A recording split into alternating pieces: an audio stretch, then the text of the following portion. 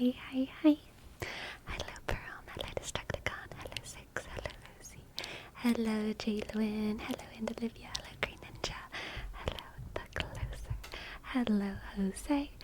Hello, Gisley. Hello, Booty. Hello, Wane. Hello, B&B. Hello, Street Raccoon. Hello, Prime Token. How are you all doing? What is up? What is up? What is up? What is up? What is up? Hi Batsy, hi Booncha. We are standing today because I have been sitting all day and I'm tired of it. So we're getting some bounce in the knees. You know what I mean? How's the arm doing? How's it been your day? Any horses in your present future? So many horses everywhere. Arm is pretty much the same as it was yesterday, which is fine. This is the same shawl that I was wearing yesterday. It's I can't, sleeves are like a difficult thing right now, you know what I mean?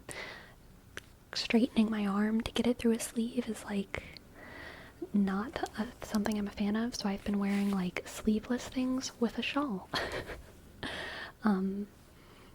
That's been my uniform, my in-home uniform.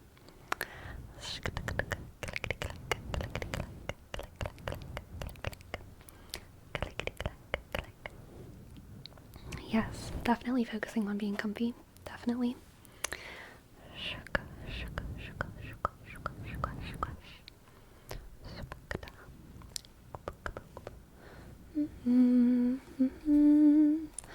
Where's the thing that I wanted to tap? Oh.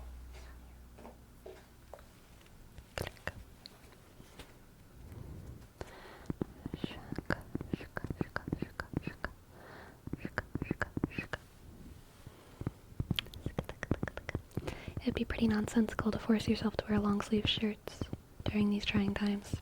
It truly would be. It truly would be.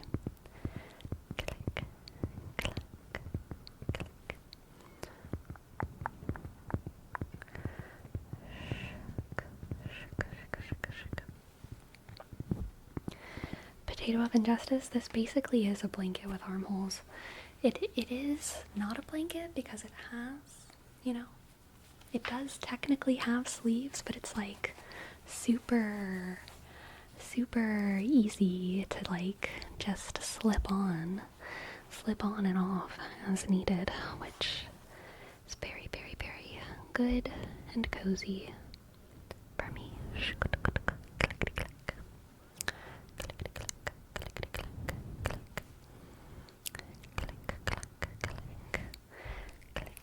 So, something silly happened.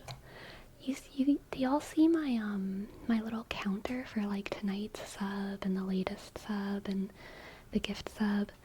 For some reason, it's like a little bit translucent, and I don't know why. I didn't do anything to it. I don't think it matters too much, but it is strangely dimmed.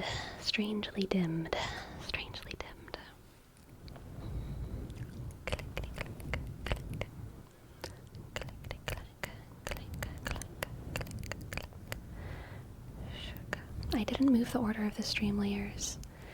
And no, it's not the background. The background's not too much, it's not enough of a different color than it usually is. Hello, Serpent. Hello, welcome to the chat. Welcome. 6. Yes, I would love to give you a tarot reading.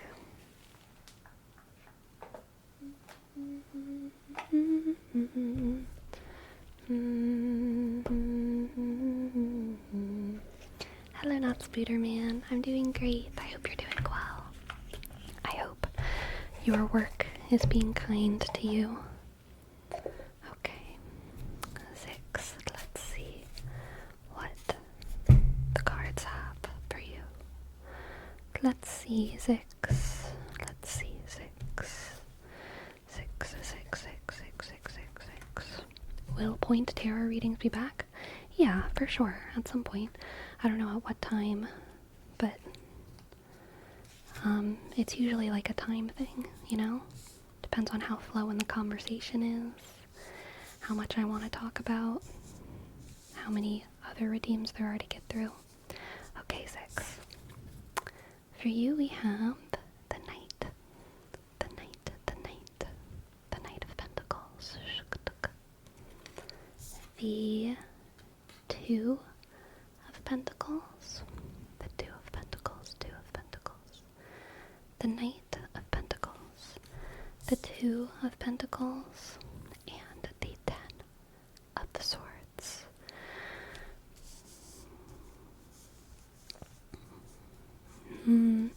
I think this is about your principles, 6. I think you're going to come to some kind of realization that, or maybe not realization, decision. I think you're going to have to make a decision about choosing one endeavor over another one based on principle. The Two of Pentacles is usually kind of about juggling tasks or juggling responsibilities. The Knight of Pentacles is oftentimes about responsibility, principles, values, dedication, and the 10 of Swords is about an ending, usually a somewhat painful ending, the ending of a cycle. And so I feel like this is some kind of situation like, you know, do you go move back in with your mom to take care of her, or do you keep like working your job in Minnesota? It's like you might have to like sacrifice like a whole endeavor in order to stick to your principles, like going to take care of your mom. It might not necessarily be a sacrifice like that, but it's going to be some kind of, decision based on your principles. Do I want to keep going to my jujitsu classes, or should I be putting my money into my like relationship or something like that, you know? And you're gonna have to make a decision based on your principles. Is this a decision that I'm gonna need to make? Yeah, exactly. Some kind of value test of your values. I want to get an oracle card for you as well. Let's see what the oracle has for 6. What does the oracle have for 6?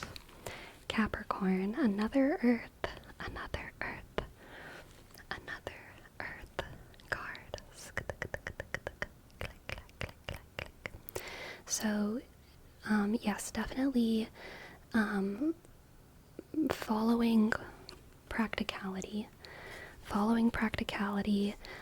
You have three earth cards here between Capricorn, the Knight of Pentacles, and the Two of Pentacles. Whatever's happening here, it's like just a test of your foundations. A test of your foundations, and you having to make a decision to stop doing something based on those foundational principles that you have, based on those foundational values that you have. Earth as an element, really probably more than any of the other elements, you know, makes judgments based off of foundations rather than like things changing. They are less likely for their values or principles to change based on time or the unique situation. They stick to their guns, so to speak. So yeah, I feel like there's gonna be an important decision coming up soon, 6. An important decision coming up soon. And with this energy of Capricorn and the Knight of Pentacles, you're gonna make the right decision. It's gonna be a hard decision, I'm sure, but you're gonna make the right one, okay? The Knight of Pentacles is also kind of like your guardian angel card, so it's like you are guided by your inner compass. You're not gonna make the wrong decision. You are guided by practicality, You know yourself. You know your values. You know your principles. You know how to stick to them. And you're gonna do great. You're gonna do great. You're gonna do... You're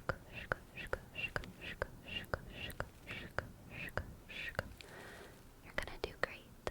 6. Been a lot of decisions that need to be made in my life recently. Unsure which one is best, but I'll do my best. You've got this, 6. You are divinely guided, okay? Good luck, and thank you for letting me read for you. Thank you, thank you, thank you. And hello, little Sharky. And hi, Saggy Sir. Hello, hello. Capricorn is always good vibes. I agree, pumpkin spice. I do have a soft spot for Capricorn. Absolutely. Little Sharky, little Sharky, little Sharky, little Sharky, little Sharky. Little Sharky, little Sharky. Little Sharky, little Sharky, little Sharky, little Sharky. How's been the day, Sleepy? Have you done anything fun or interesting? No, truly not at all. I did do a little like naughty drive because I'm like not super supposed to drive, but I did go pick up a package. Nothing interesting, but that was probably the most exciting part of my day. It's just like, ooh, I'm gonna go into reverse with my left hand and then go into drive with my left hand.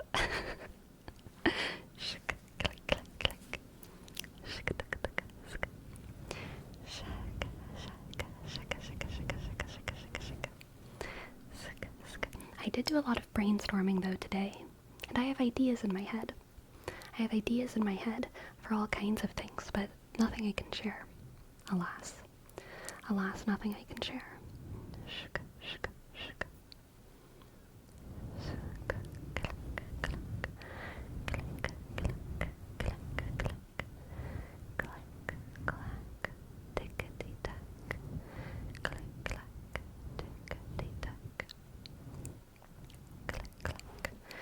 Nine out of 10 doctors recommend something usually. I'm sure one doctor out there is pleased with you, Sleepy. Thank you, thank you, thank you. Check. Was wondering about the horse question? Good. Keep wondering, CEO. Wonder away at the horses.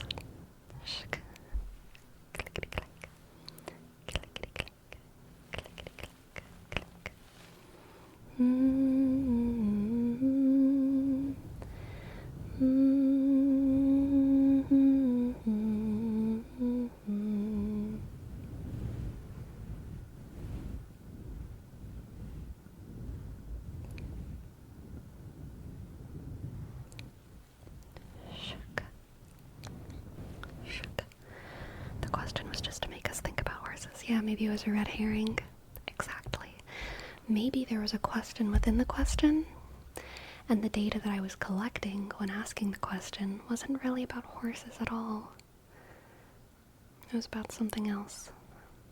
Maybe. Have you ever ridden a horse? Yes. I have. I don't remember it very clearly because I was pretty young. If I had to guess, I was probably like 7, maybe 7 on your own. Like, I was on the horse by myself? Yes, but like, I wasn't by myself. There was other people around. That's horse riding age. Yeah.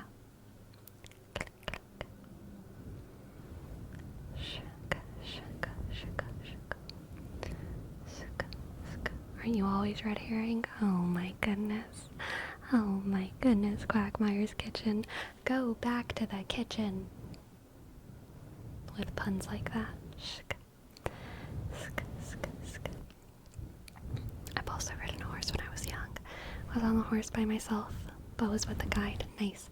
Yeah, one of my cousins lived on like a ranch. They had a lot of horses and a lot of farm animals. And she was not like a horse girl.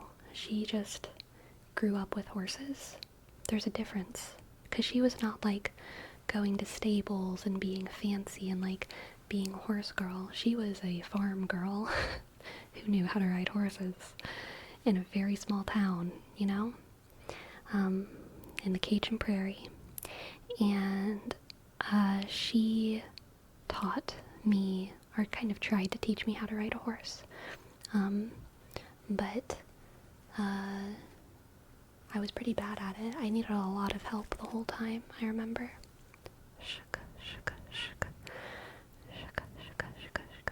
But I was on a horse, and I did, take a couple laps around wherever we were going. I went horse riding for the first time like a year ago. My bum was so sore after that, I swear. Yeah. Horses are amazing. They're so big. Truly. They're just, like, every time I see a horse in real life, I'm like, dang, you're so big. Getting on the saddle is scary. Yeah, absolutely. It's kind of like getting into a tall car. Sometimes cars feel like that. If it's one of them tall ones, you know what I mean?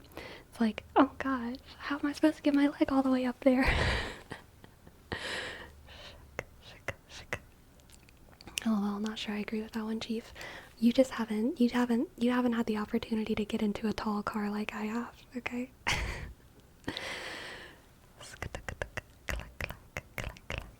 Here in Iceland, the horses are much, much smaller. Interesting. That is interesting. I believe it, though. LOL of okay. I've only ridden short cars. I mean, it sounds like it, Destructicon. It sounds like it. Thank you, Leo ASMR. I appreciate it. You look like female Michael Cera. I've gotten that before, so I don't think there's a wrong way to take it. I'm flattered. I understand the resemblance. But I also understand why some people might take it the wrong way. He's not exactly known to be, like, super attractive, but, like, that's not the point. I know. But yeah, I think he's a wonderful actor, and I like his face. Nothing wrong with being a female Michael Cera. Totally. I'm flattered. I've actually gotten that comment so much that once I dreamed about him. People have told me so many times that I look like Michael Cera that I think it was just like 2 weeks ago I dreamed about him.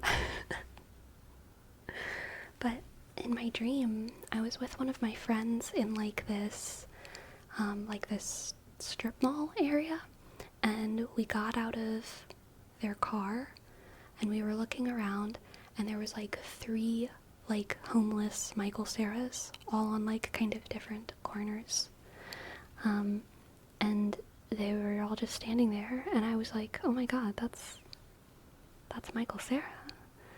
And and then we were like, let's go up to one of them, let's see if Michael Cera was gonna talk to us. And so my friend and I went up to Michael Cera, and I was like, hi, Michael Cera. And he was like, oh, hi, nice to meet you. And he shook my friend's hand, and then my friend introduced themselves. And then he looked at me, and he said my name to me. He was like, oh, and you're so-and-so. And I was like, yeah. But I didn't know in my head how he knew my name. I was surprised that he knew my name. And then I think we like shared a bagel or something, like all 3 of us. And then we got back into my friend's car, and my friend was like, how did Michael Cera know you? And I was like, I don't know, like, I don't remember meeting him. Maybe he did a seminar at my college or something and I forgot about it. And then my friend was like, I guess so. You must have met a lot of famous people if you forgot meeting Michael Cera. And I was like, maybe I just don't remember as much of college as I think I remember of college. And that was basically the whole dream. Pyrosocial. Thank you, Pyrosocial. Thank you for your 6 months. Amazing. Thank you, Pyrosocial. Thank you. P, click, Y, sk, R, sk, O, S, O, sk, C, I, dot, A, click. Hello.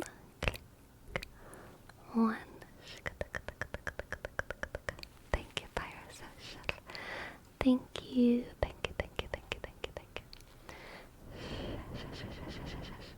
Just a Matt, thank you for your bits. Thank you, thank you. I appreciate it. I appreciate it.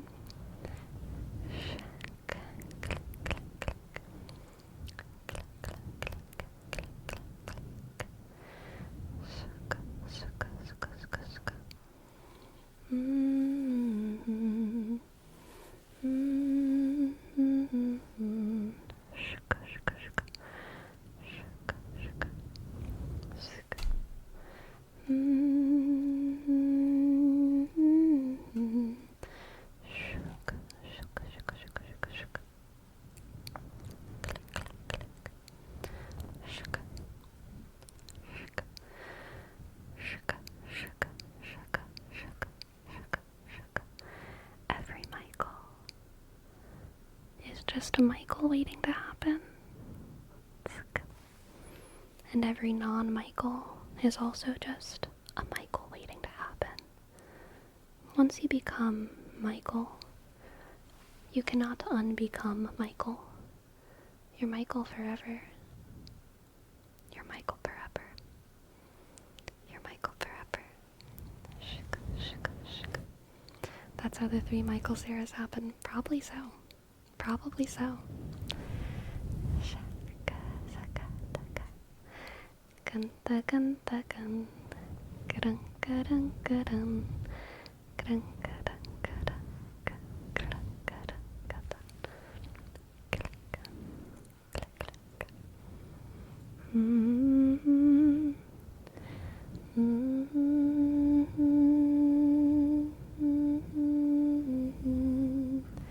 Yeah. You're so relaxing, by the way. Where are you from? Thank you. Thank you, Leo. I'm from Louisiana. Missed the last few streams, so I'm glad I could make this one. I'm glad you could make it to KFC Serbia. Welcome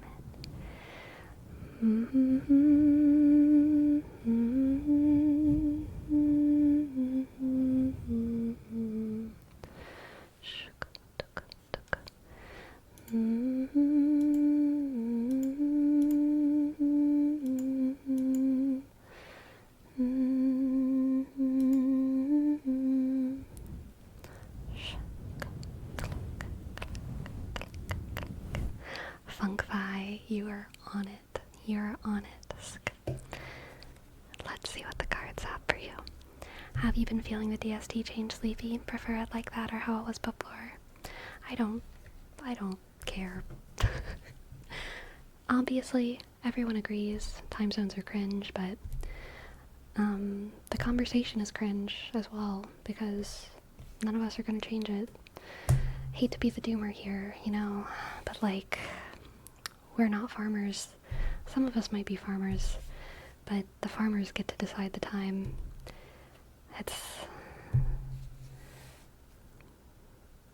It's something that's not in my power, and so I can't be asked to care.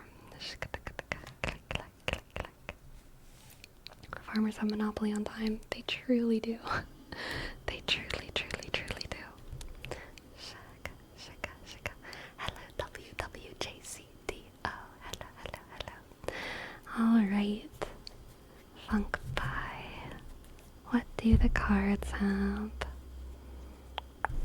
We have the Queen of Wands, the Queen of Wands, the Queen of Wands, the Queen of Wands. Ooh, the Queen of Wands and the Magician, the Queen of Wands and the Magician, the Queen of Wands, and the Magician, and the 8 of Cups. Okay, the 8 of Cups, the Queen of Wands, and the Magician. Alright, Funkfi, you are leaving something behind in order to find your, find your passion, the thing that you excel at. In order to find your power, okay? I feel like you are leaving behind something comfortable, something stable, probably something that has a feeling of home, in order to take on this like kind of glorious adventure that will lead you to your destiny, which is a powerful destiny. The Queen of Wands is a charismatic, sharp leader, okay? And the Magician is a manifester. That is what the Magician does. The Magician uses all of their resources. The Magician always has the Wands, Pentacles, Swords, and Cups. Because the Magician is a creative, they know how to use everything at their disposal in order to create beauty. They know how to create something that is worth even more than the sum of its parts. And I think that if you leave your comfort zone, if you leave this safety bubble, you will be able to create something that is great and inspiring to the people around you. And I think that that endeavor will lead you to your empowerment as the Queen of Wands, the charismatic, charming, sharp, beautiful leader. All of the wands, all of the fire cards are also very beautiful. So this is kind of like a glow up journey for you. Okay, Feng Fi? You about to be glowing up, glowing up, glowing up, glowing up, glowing up. Thank you for letting me read for you. I hope you enjoyed, and I hope that it resonated.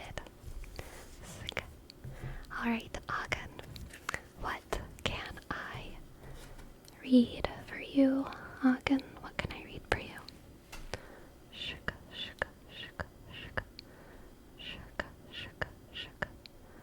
What can I read for you?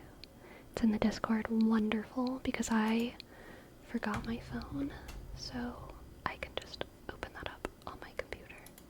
That makes everything a lot easier. Okay. Let's see. Okay. Amber 311. Brainstorm. Take me away from the norm. I gotta tell you something. This phenomenon, I had to put it in a song. And it goes like, whoa, amber is the color of your energy. Whoa, shades of gold display naturally. You wanna know what brings me here? Oh, you glide through my head, blind to fear, and I know why. Whoa, amber is the color of your energy. Whoa, shades of gold display naturally. Whoa, amber is the color of your energy. Shades of gold display naturally. You live too far away. Your voice rings like a bell anyway. Don't give up your independence unless it feels so right. Nothing good comes easily. Sometimes you've gotta fight. Amber is the color of your energy. Shades of gold display naturally. You launched 1,000 ships in my heart so easy. Still it's fine from afar, and you know that. Whoa, brainstorm, take me away from the norm. Whoa, I gotta tell you something. Lovely, lovely.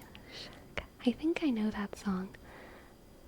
Amber is the color of your energy, but I don't really know it. I just kind of know it. I have an echo of a memory of it in my head.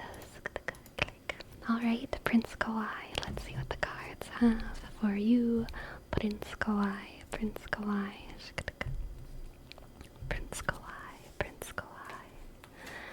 Prince Kawhi. Okay, we have depth, the Ace of Cups. Very interesting and very beautiful combination there, Prince Kawhi.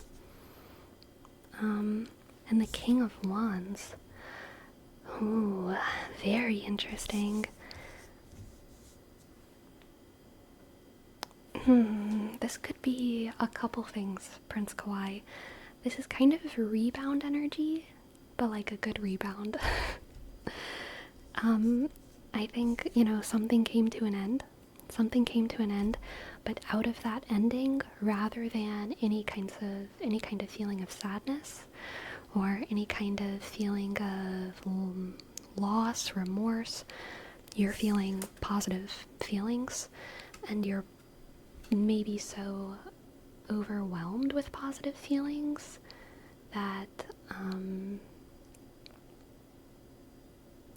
I mean, really, it kind of feels like, maybe I shouldn't say rebound, like a positive replacement, I would say, in a perhaps relational context, something that needed to ended, and then you finally find someone who you got that va-va-voom with, and who treats you right, and who you treat right, and who between you and this person, there's just this overflowing new fresh honeymoon phase, butterflies in your tummy, feeling of love and affection. But with the King of Wands and the Ace of Cups, I mean, this is very like new relationship energy, very new relationship energy, and specifically like exciting butterflies, and also like va-va-voom.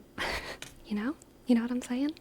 Very heart, and also very body, and also very fresh and new, very fresh and new and exciting, very fresh, new, exciting heart and body. Not a lot of mind is going on here. Not a lot of mind is going on here. And probably not a lot of reason. This is like pure, like, emotional feelings, body feelings, attraction, emotional attraction and physical attraction. And that's not to say that it's like a bad thing. Like, I'm just saying those are the primary energies. Not that it's like stupid or something for you to be in this situation. It could totally be the right move, but it's probably not like intellectually. It probably wasn't an intellectual decision to be with this person. And I think it's coming, off of the back of something that was expired. That snakeskin was expired, needed to be shed so that you could be raw again to the goodness of the world. Be raw to the goodness of the world. Sometimes, metaphorically speaking, the idea of a snake shedding its skin can mean that you're at your most vulnerable, because you've developed a sort of shell and all of a sudden you get sensitive. But sometimes it can be moving from numbness to like wonderful positive feelings, the numbness of something that's gone on for too long, something that has died that you're still wearing, and as soon as it goes away, you're able to feel all of the delight and vibrancy of life again. And that's very much the feeling of this. Something needed to go, and now you're getting to experience delight and vibrancy, perhaps with a new person. So that's very exciting, Prince Kawhi. Beautiful, beautiful.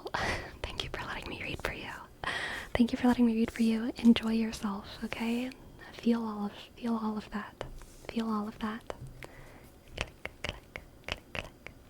You think there's something like too much positive energy, or is positivity endlessly good?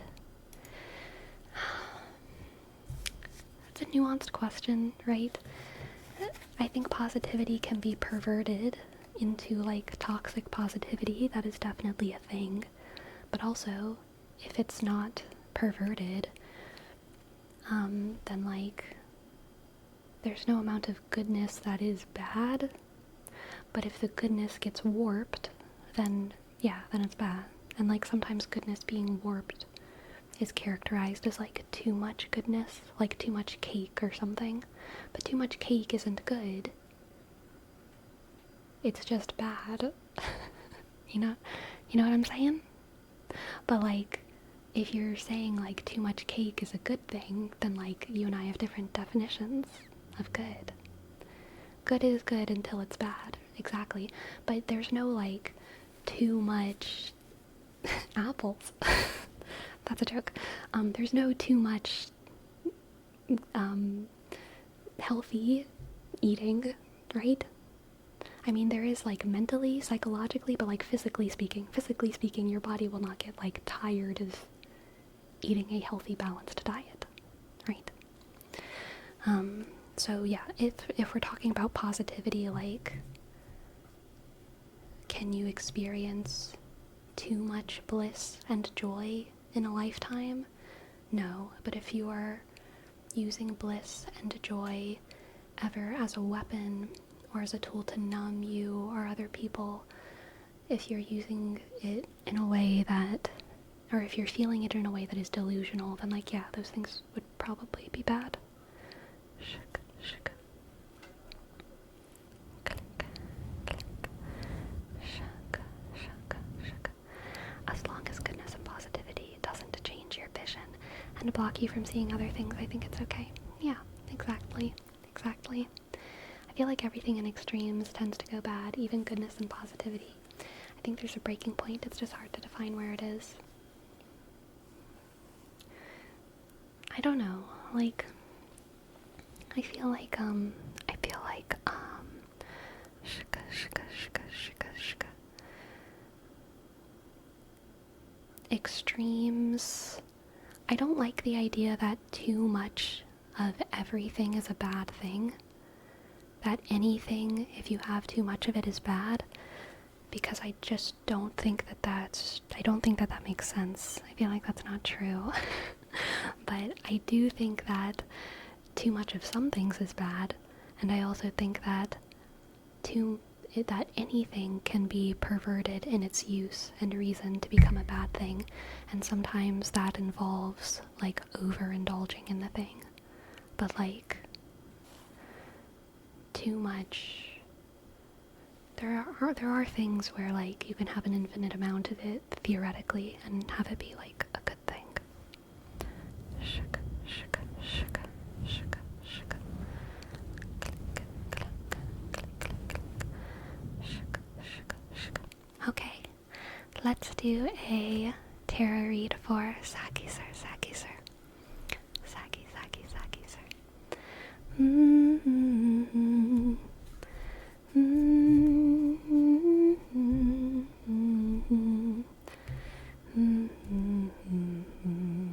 Okay, Saki sir, what do the cards have for you?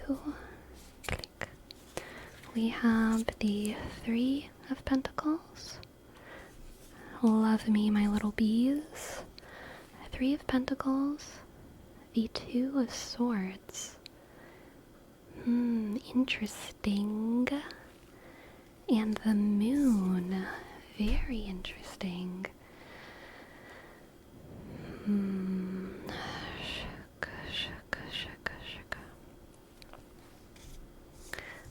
I'm kind of getting the vibe of, like, workplace competition.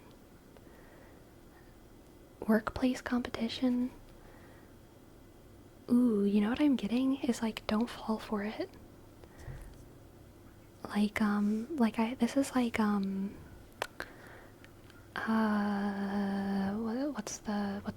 what's that communism quote that I'm trying to think of? This is like your boss is trying to divide the working class, okay? And, okay, I will wait. Test.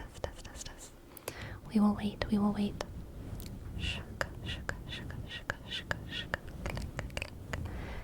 Anyone else feel like one side of the mic is louder than the other? I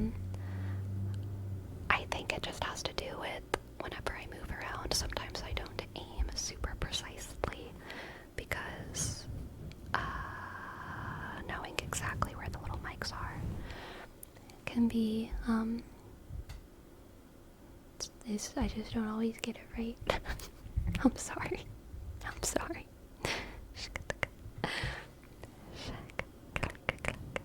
KFC Serbia, thank you. Thank you, KFC, for gifting to Saggy Sir. Thank you. Okay, E, shk, sk, E, click, R, shk, B, sk, I, click, A, sk. Thank you, thank you, thank you, thank you, thank you, thank you, thank you. Thank you. Saki sir, are you back? Saki sir, can you hear? Click, click. Saki sir, 01.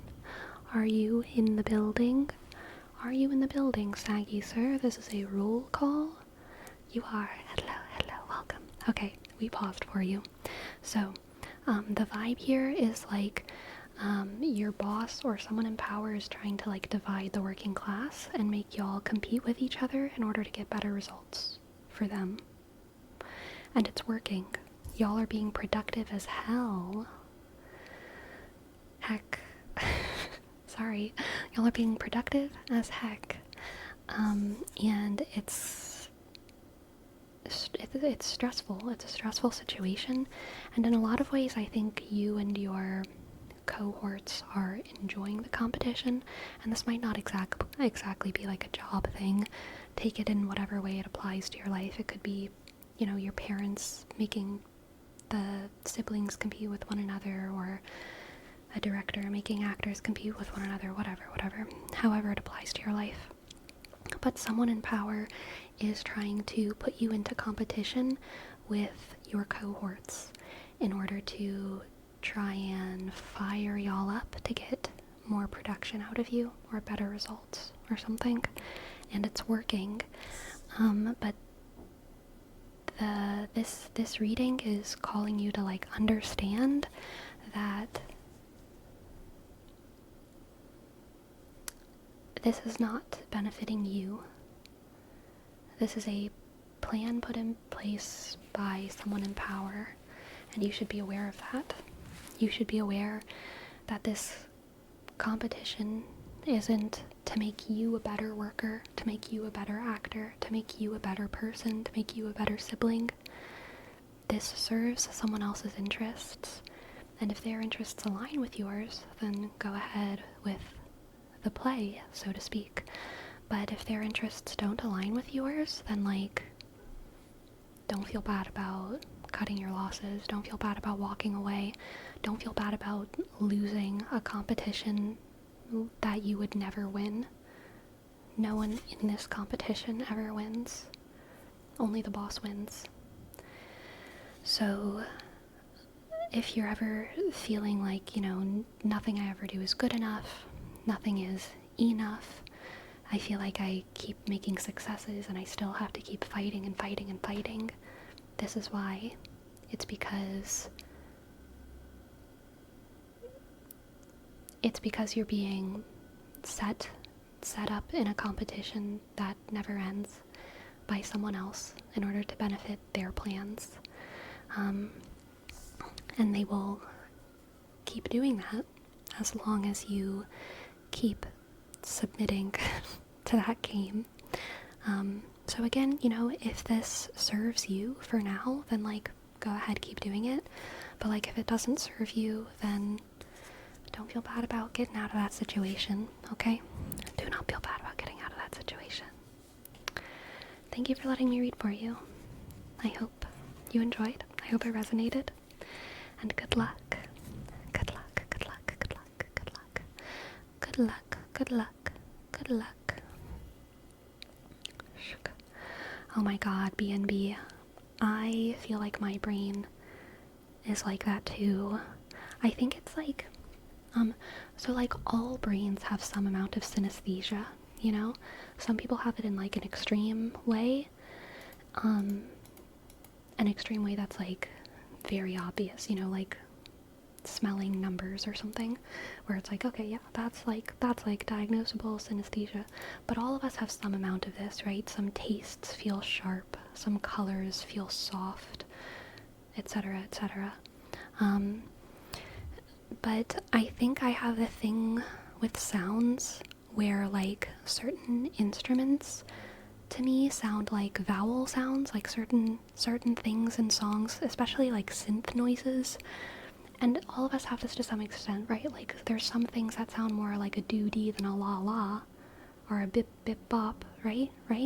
But like I have like sometimes instrumental sounds like, and the instrumental in a song will sound like ooh ah whoa to me when it's just like classical music, right?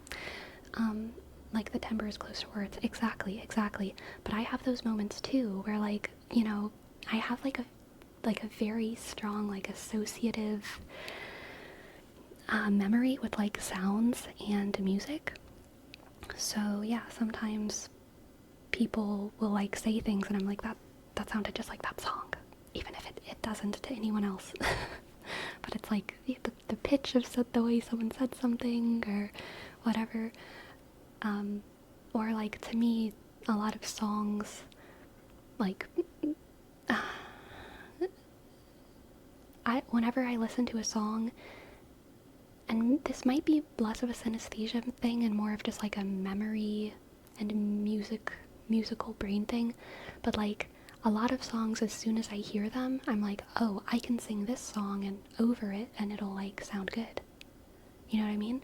Like the other day I was listening to Spotify and like there's this song by, gosh, I can't remember her name. Something Gates, this like sad girl song, and I was like, I can sing Going to Georgia by the Mountain Goats perfectly over this, and I knew it immediately from like the first bar. And so I was like, da da da da. You know what I mean? Like I latch onto those things super easily. And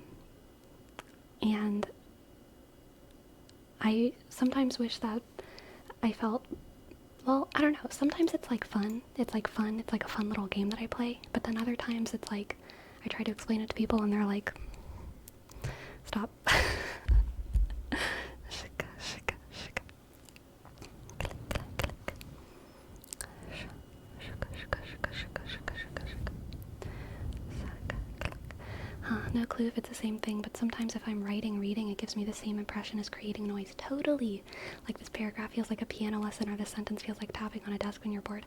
That is totally the same thing, Sanganaria. Like it's a different crossing of wires, but it is similarly a crossing of wires. And I don't have that one, so that's super interesting.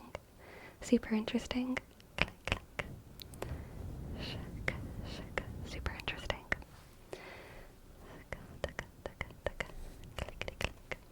Alright, we have a 3-card tarot read for logo. Let's see what logo has.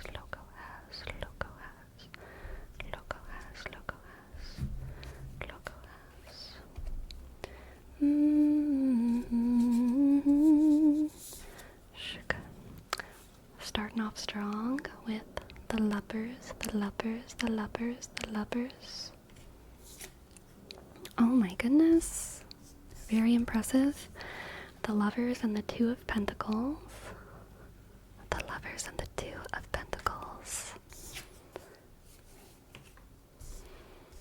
Very interesting.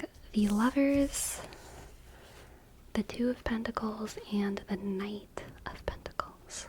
Lovers, 2 of Pentacles, Knight of Pentacles.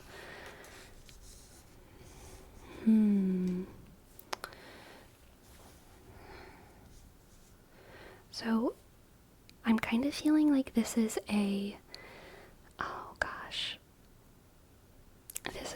relationship. Another relationship reading, logo. This is another relationship reading. I'm always cautious with the lovers because I never want to be too presumptive, because sometimes the lovers can be about your relationship with yourself. It can be about like a mirroring thing. But I think in this reading it is a relationship between 2 people. And I think this relationship logo is a relationship that's characterized by 2 people, 2 people overachieving for one another in a way that's healthy.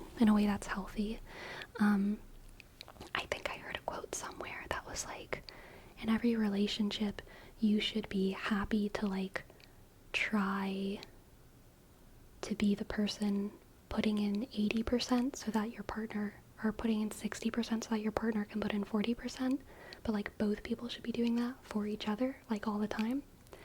You should be happy to be the person who feels like they're putting in 60%. And the other person should also be happy to feel like they're the person who's putting in 60%, you know? It only works if you both do it. If you don't both do it, it can be kind of toxic, right? So you gotta be careful with that one. But I do think that it's a nice guideline. It's a nice guideline. And that's definitely the vibe here. The King of Pentacles, as we talked about before, is a nurturer, and also very slow moving, and a guardian angel. So this is gorgeous. This is a relationship where both of you are trying to be each other's guardian angel. You know? Being the person who watches over the other person, doesn't intrude on their life, but is always a guiding hand for when you need to have a hand.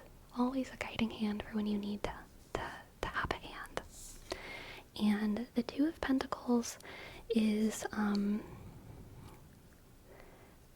it can be about competition, but here I think it's more about like just driving one another to always be better. Like two people who are driving one another to always be better and to do more and to grow their love. Two people who are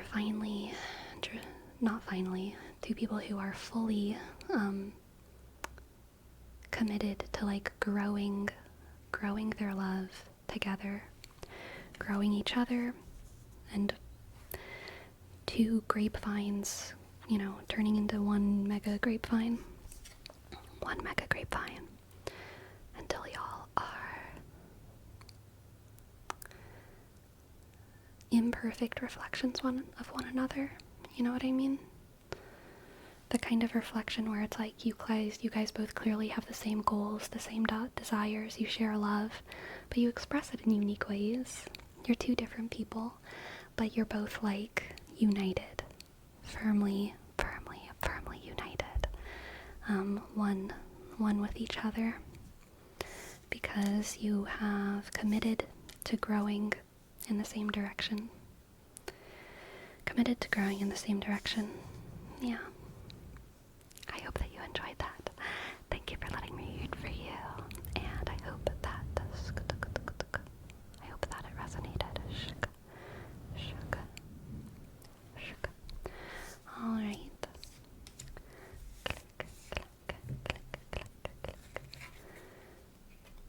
Now let's do a reading for Patsy. Hello, Patsy. Patsy, that's me. Patsy, that's me.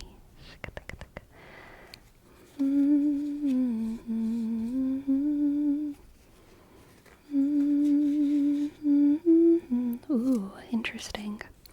We have Strength and the Two of Wands. Strength and the Two of Wands. And the Tower. Logo said, honestly, I just got a girlfriend, and she happened to be my 2-year best friend. Oh, and this sounds like insanely accurate, like especially the united part. We really do think it's one. Oh, that's so sweet, Logo. That's so sweet. Congratulations. Very happy for you. Okay, Patsy. Strength, the Two of Wands, and the Tower.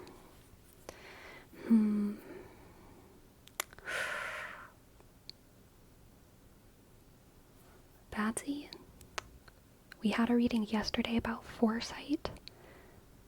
This reading is also about foresight.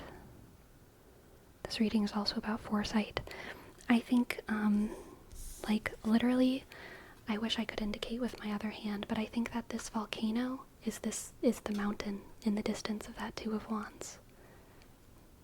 Okay?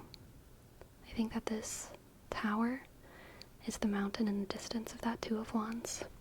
And the Two of Wands is about seeing two diverging paths in front of you. two paths diverge in a yellow wood, or whatever that is. Hello, Sinjope. Hello, Sinjope. Welcome, welcome. Thank you for your raid. Hello, hello. So I think you are standing, like, from afar. I think you're standing from afar, and you're looking at your options in your life, and you're seeing, okay, I can do this, or I can do that. This can go this way, or this can go that way. And I think if things go that way, even though the beginning of the journey might be similarly exciting, similarly good, one of these journeys, I think you know, doesn't end well. Does not end well. Okay? One of these journeys does not end well. And so I think what strength here is telling you to do is to be strong enough to direct yourself towards the path that doesn't lead towards the disaster. Okay? Because maybe the beginning of the paths are similar, maybe they're exciting, maybe the one with the volcano at the end might be even more fun or have more short-term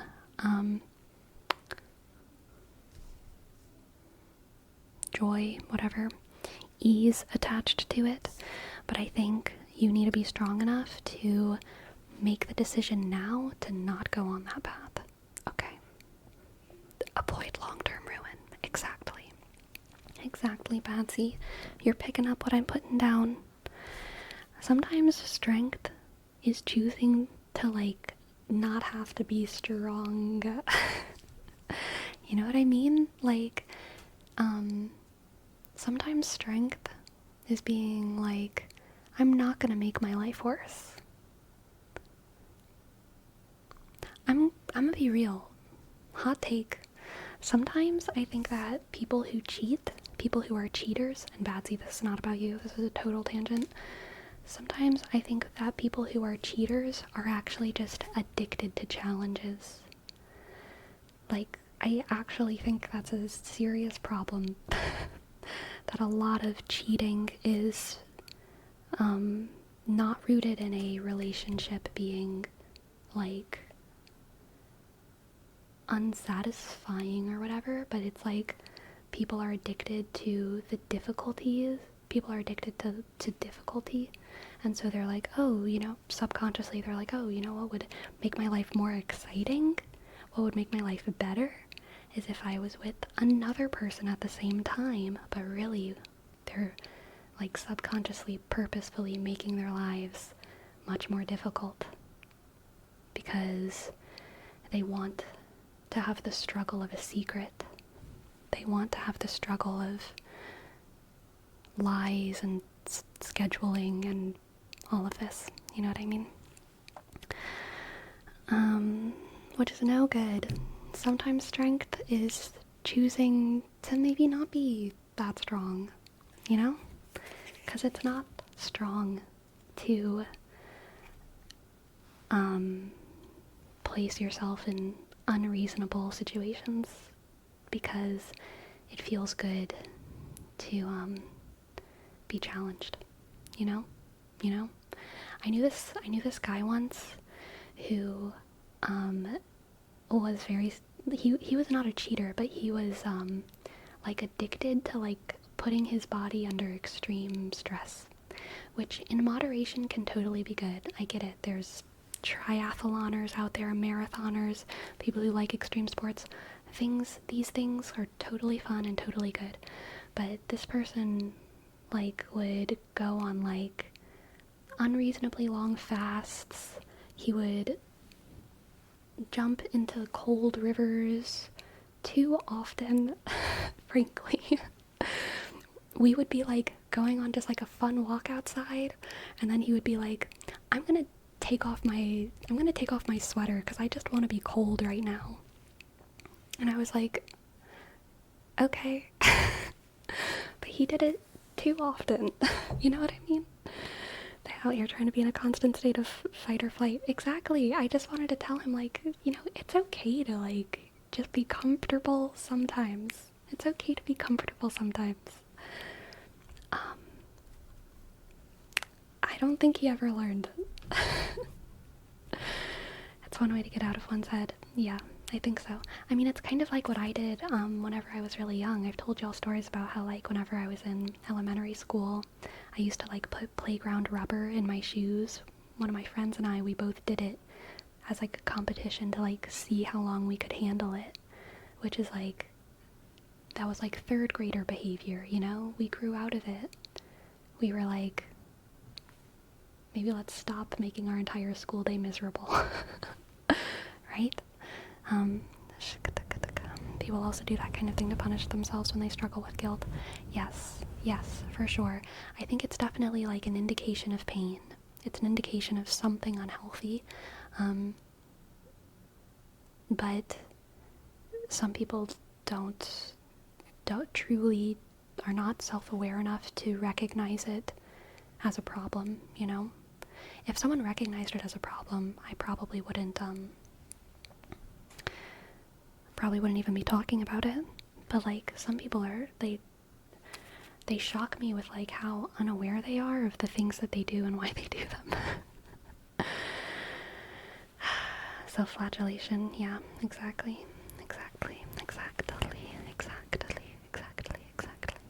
Sleepy, have you ever been recognized in public because of YouTube? No, but some of my friends have found me on YouTube, which is different. People who, like, I hadn't talked to in a long time, so, like, they didn't know about my ASMR channel or whatever.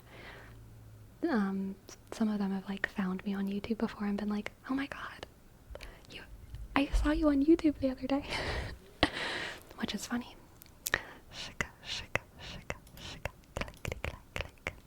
Alright, and Olivia, what can I read for you? What can I read for you? What can I read for you?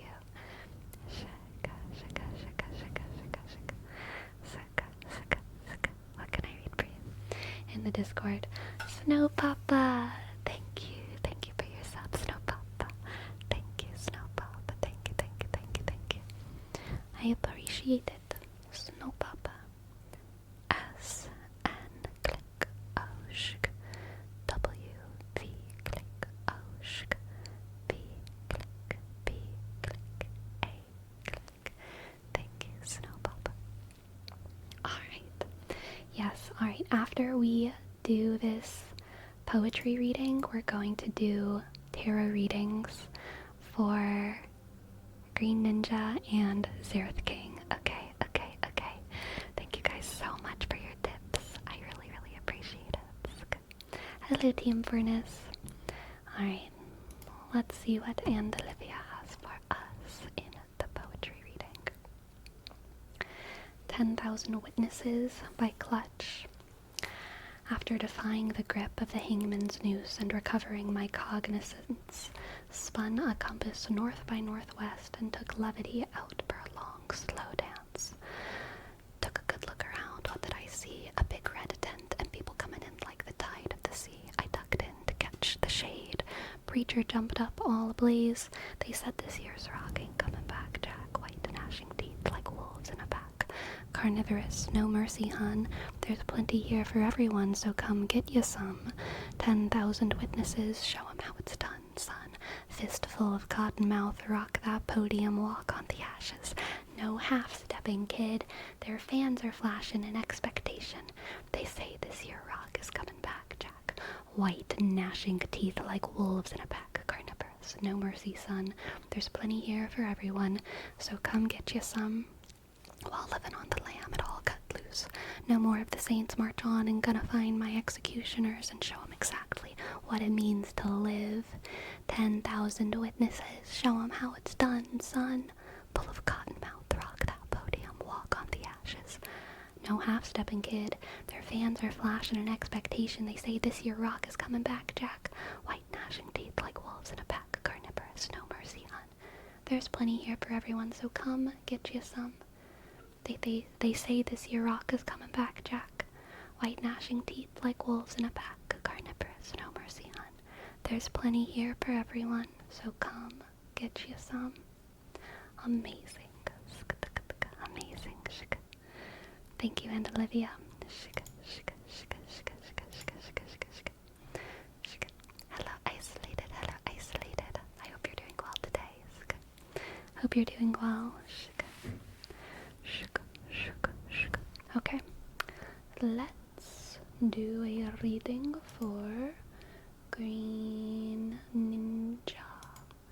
Green Ninja, Green Ninja, Green Ninja, Green Ninja, Green Ninja.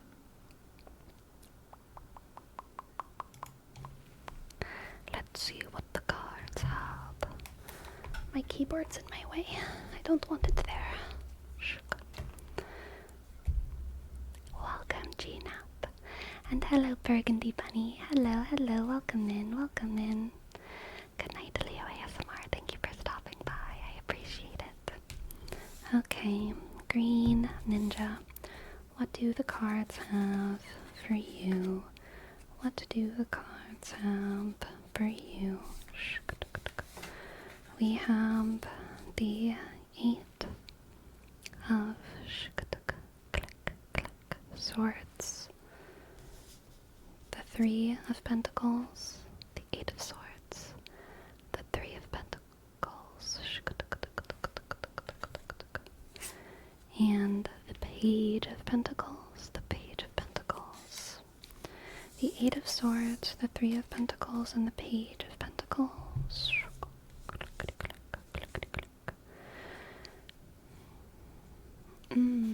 I feel like this is like nervous for the first day of school kind of energy. You know what I mean?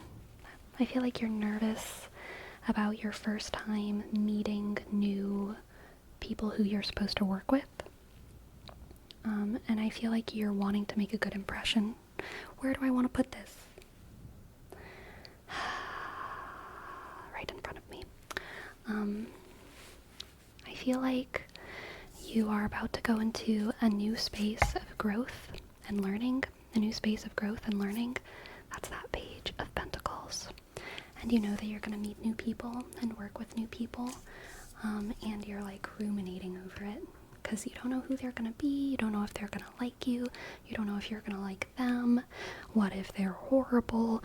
What if you do something embarrassing, like shake their hands when they're going for a high five? And then they think you're weird, you know? You're ruminating over it, and you're hoping that it goes well, because I think this is a thing that you're excited to like start doing. Whatever space it is that you're entering, I think you're excited to start to start your time there. But yeah, you're really, really hoping that it goes well. Let's pull some more cards. We have the 9 of Pentacles, Slay, Slay, Slay, Slay, Slay Queen, and the Queen of Cups. Okay, so I think these 2 cards are not you, Green Ninja. I think these are who you're meeting. I think this tarot reading is like giving you a little hint about how you don't need to be worried. You don't need to be worried, because you're about to hang out with a Slay Queen who just has all of the positivity, all of the charisma, who's very independent, very, very capable, probably not too worried. They're probably just like not super worried about you, other than wanting to see you excel. They probably appreciate compliments because they know how cool they are. And they also like want you to see how cool they are. But they're also not like, you know, gonna be begging you for attention or anything. They just expect to be admired because they should be admired. So here's your hint about that person. The lioness, the queen of the forest. Or tiger, whatever. Tigress.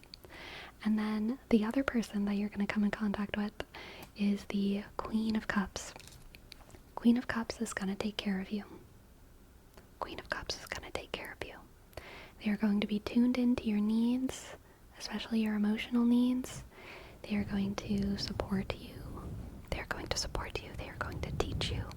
They are going to make sure that you're okay. They're going to be the mom that you need in a new space. And it might be a guy. This isn't gendered in any particular way, but they're gonna have that kind of like mom energy of making sure that you're okay the entire way through everything, and probably like helping you get introduced to people and just be comfortable. Just be comfortable in general. They're going to be someone who's super down to help you with anything that you need. Okay? Let's get one more card. Aww. We have the Ten of Wands. Once you meet everyone, Green Ninja, you're going to feel such a massive sense of relief. Okay? Because you're going to be like, they're all so lovely. Well, why was I worried? Why was I worried? And guess what? They're a little bit nervous to meet you too. But you're gonna give them that same sense of relief because they're gonna like you. They're gonna like you. They're gonna meet you and they're gonna be like, oh my goodness, thank goodness we have someone like Green Ninja here, because they are exactly what we've been needing for our team. They are the Page of Pentacles to our Queen of Cups and Nine of Pentacles, okay? How could anyone ever doubt them? Exactly. You guys will all fit together like puzzle pieces, like Team Avatar, okay? Everyone is different and everyone is put together just perfectly, okay? Let's, the gang, exactly. Let's get an oracle card for you as well. Oracle for green. Ninja. Shika.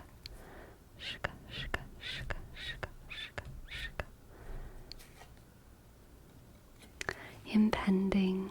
Okay, yeah, this is dealing with that rumination and that stress. Impending. You're waiting for a storm and it's actually just going to be the perfect rain. It's like you're looking at the rain clouds gathering outside and they're dark and you see lightning in the distance and you're like, oh my god, this is gonna ruin my entire garden. But then the clouds finally get to you and it's just like the most delightful little drizzle. It's perfect. It's exactly what your garden needed. Your garden loves it. And it's okay. So you feel this sense of like impending doom, existential dread, but it's okay. It's just a beautiful, beautiful little rain shower. Beautiful little rain shower, okay? Thank you for letting me read for you. I hope that you enjoyed Green Ninja. I hope that I resonated.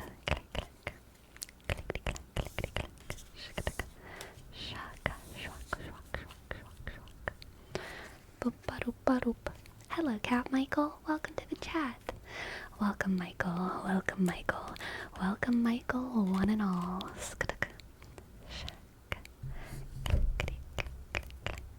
Scout Whisper's giving me skibble-doo-bop tingles. Skibble-doo-bop, skibble-doo-bop. Shuka, shuka, shuka, shuka. Skibble-doo-boppity-bop-bop-pow. Shuka-duka. Skippity-bop-bop-bop-pow. Shuka. Clickety-clack, clickety-clack. Shuka, shuka, shuka. Kadu, kadu, kadu. Kadu, kadu, kakadu. Hey, Sleepy, do you feel like your relationship to the Pentacles is still the same and the strongest? Yeah, I love the Pentacles. Pentacles is my home. Hello, Sam. Welcome to the chat, Sam. Welcome to the chat. Welcome to the chat. Alright, now we have a reading for Zereth King. Let's see what the cards have for Zereth King. Hello, Noxir. Zereth King, we have for you justice.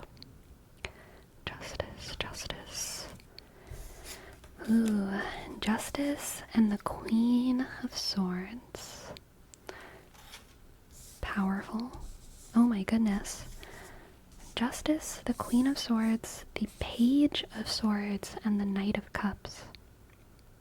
Justice, the Queen of Swords, the Page of Swords, and the Knight of Cups. That's... that is intense.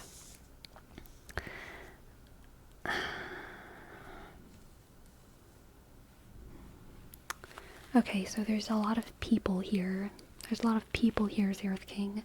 This is some kind of thing going on between people. I think that because the Queen of Swords came first, I'm going to assume that that's you, although you might be one of the other people in this reading.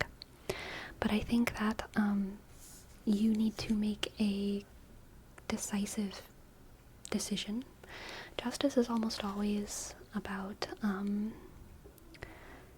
having right and wrong in your hands, especially when it's paired with the Queen of Swords, which is one of the more authoritative cards, and also even one of the more authoritative, like,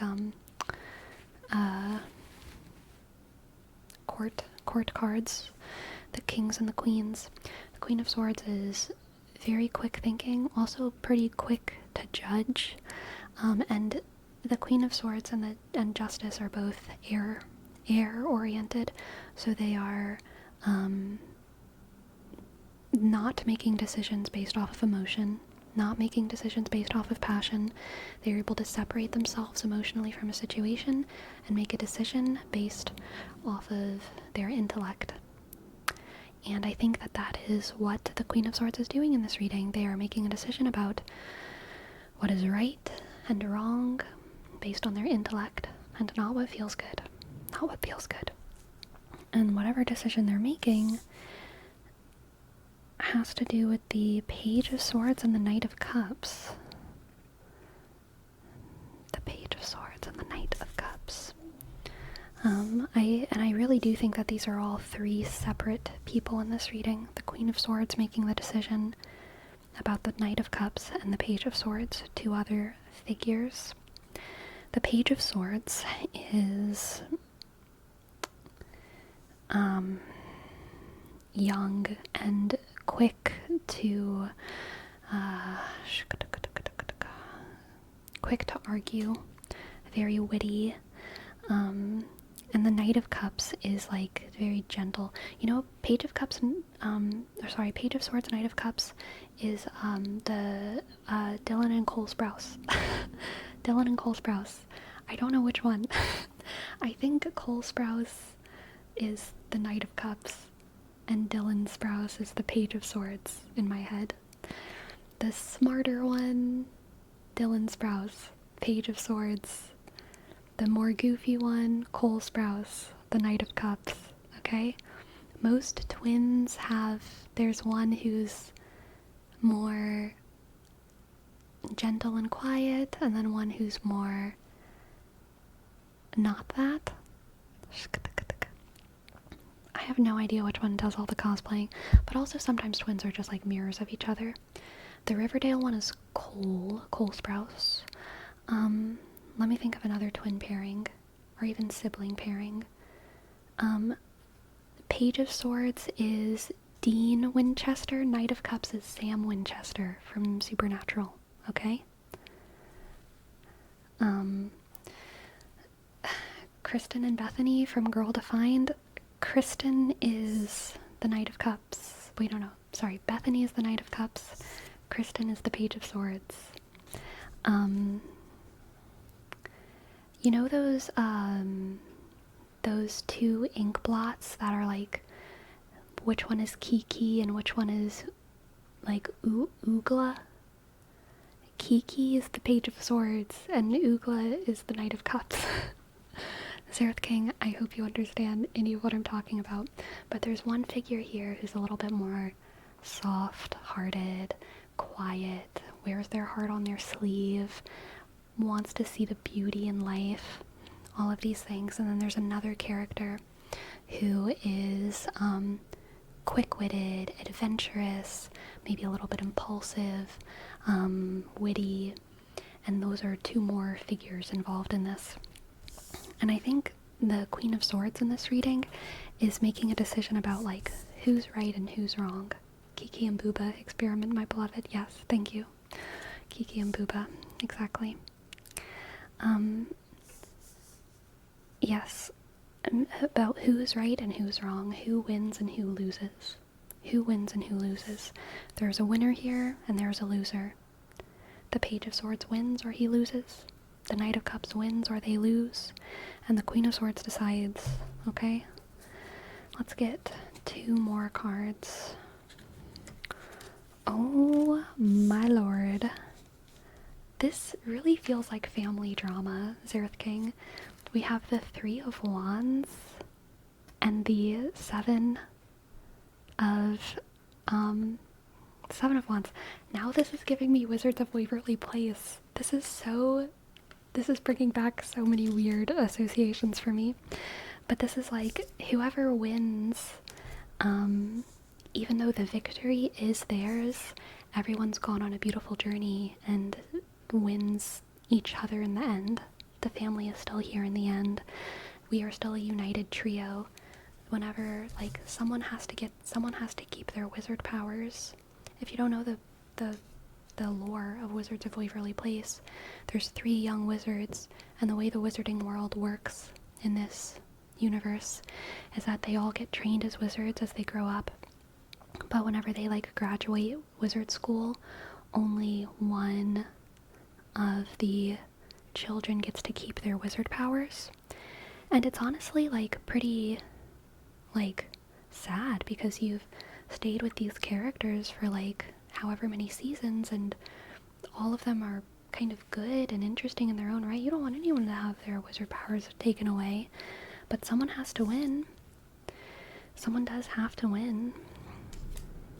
The Queen of Swords has to make a decision. But no matter who wins, even if some feelings are hurt, even though there is a decided victor, everyone is still on each other's teams. On each other's team, singular. Y'all are still on the same team, okay? And this competition will not tear you apart. This competition will only make your family unit stronger. Okay, Zereth King? So yeah, I feel like there's some kind of competitive thing going on with a tight-knit group of people.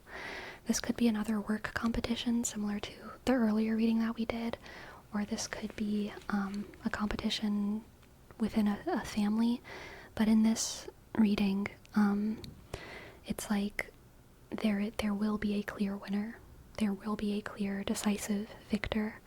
And even though that is painful and doesn't really seem fair, it's gonna be okay.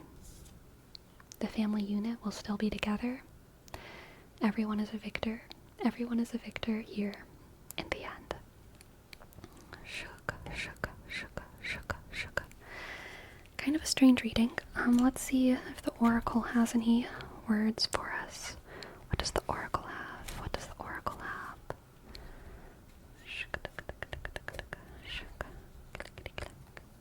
For Zereth the King. Sagittarius.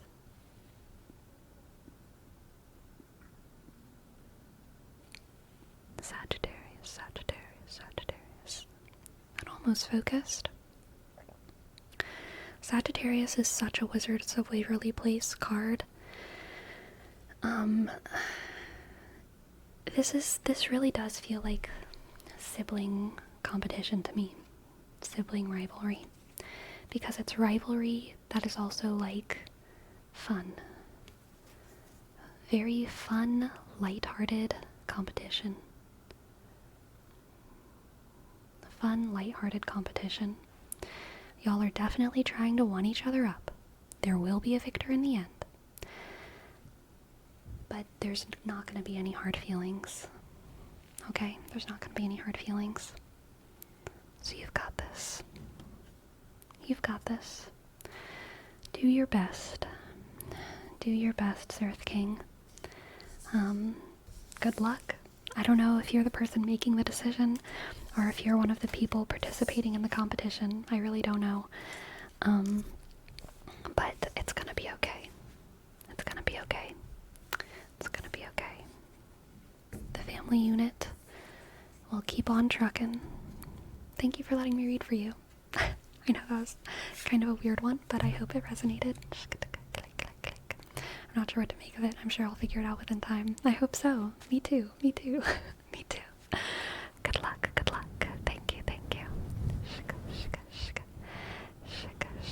Sora and Riku vibes? No. Are you kidding? There were definitely hard feelings. Riku had really, really hard feelings for like 3 games, okay?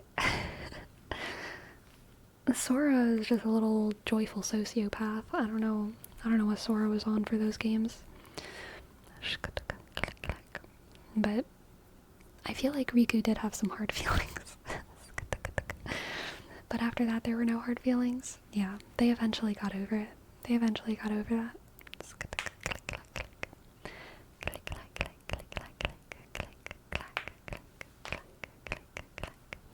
Rico and Sora vibes before the hard list came about. Yeah, maybe. We love a queen who holds a grudge.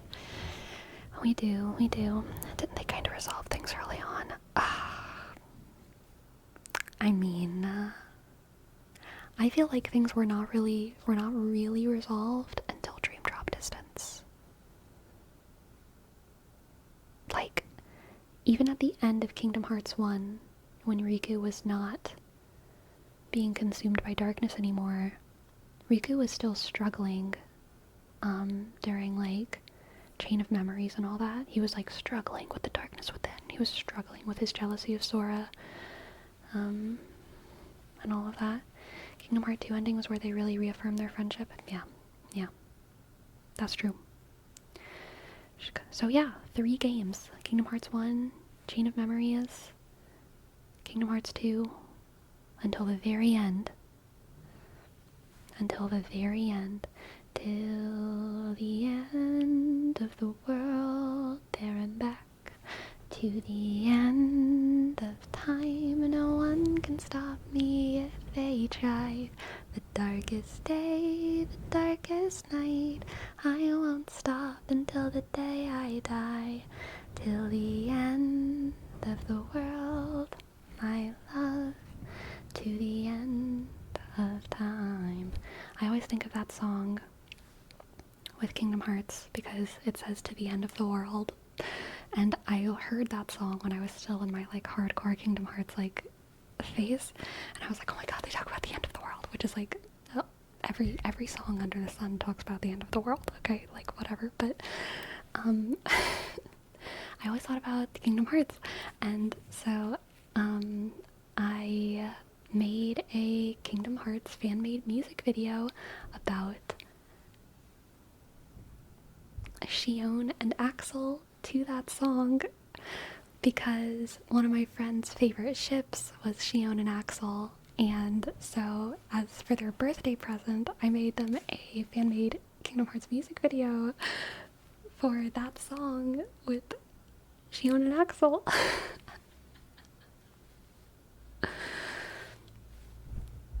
Oh my god. Did they like it? I think so. Hidden somewhere in the internet. I wish I still had access. I used to have a YouTube channel, y'all, that was fan-made music videos. Kingdom Hearts fan-made music videos, okay? I lost it. It's gone. I can't even remember if I deleted the channel or privated the channel or what. But I think I deleted the channel, but I still had all the videos saved on a USB drive. But then I had to let one of my friends borrow that USB drive, because also on that USB drive were marching band pictures, and they had to make a marching band slideshow for the potluck. This is like such dumb high school stuff, but they lost it.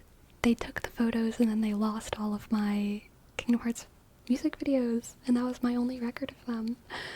And so I don't have my old Kingdom Hearts music videos anymore, and they're not on the internet, and I don't even remember what my channel name was. I truly don't.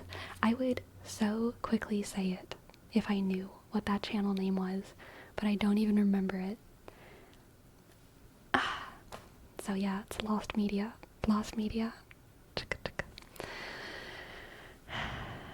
It was connected to a Tumblr account where I made like photo edits of like Kingdom Hearts, like photo edits.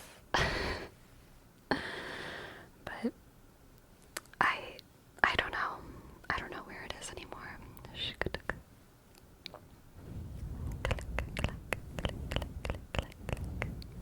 Definitely stole it and they watch it every single day.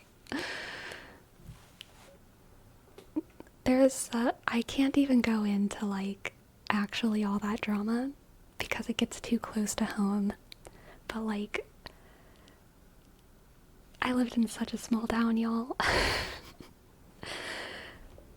There is so much in that story that I just can't say publicly on the internet. They probably still have them waiting for the moment to publish them. I hope, okay? I hope they use it against me, honestly. I hope they use it to like, what's it called? When someone is like to clout, like to grab, you know what I mean? Like I hope they like make a TikTok and they're like, I know, Always Slightly Sleepy, I have Always Slightly Sleepy's old, thing, old Kingdom Hearts family music videos. Cloud chase? Maybe. I don't know what these words are. That would be pretty funny. It would make me excited. It would not be blackmail. I would be like, publish it now, release the VODs, but not VODs, just videos.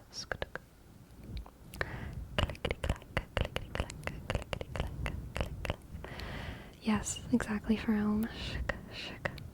I used to know Sleepy when she was a dork making AMVs. Yes. White male. Yes, exactly. An expose, my dark past. Oh god. So much to unpack. I think Sleepy would like to make AMVs still now. I mean, I do love Kingdom Hearts.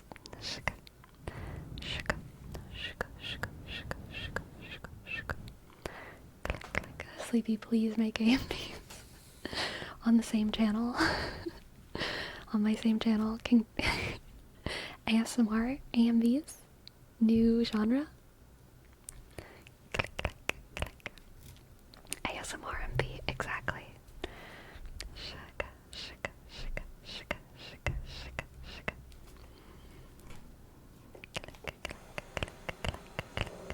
You should do the soft-spoken music for it. Oh my god, I feel like that'd be so awkward. Like if I were like, I don't know, doing like a dramatic song. It would be like those edits where they like take the music out of music videos and you just hear like the dancers like stomping and like saying their lines in like a kind of funky way because they're dancing around. It would be like that.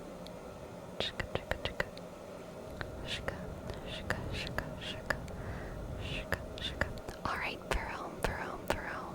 What can I read for you? Is that rain? I think it's a person living above me taking a shower or turning on their sink or something. Verome, what can I read for you? It's not a vacuum, it's definitely water.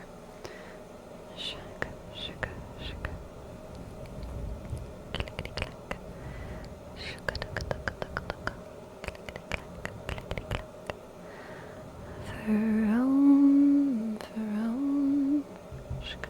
Aqua Regia by Sleep Token. Aqua Regia Sleep Token. Let's see.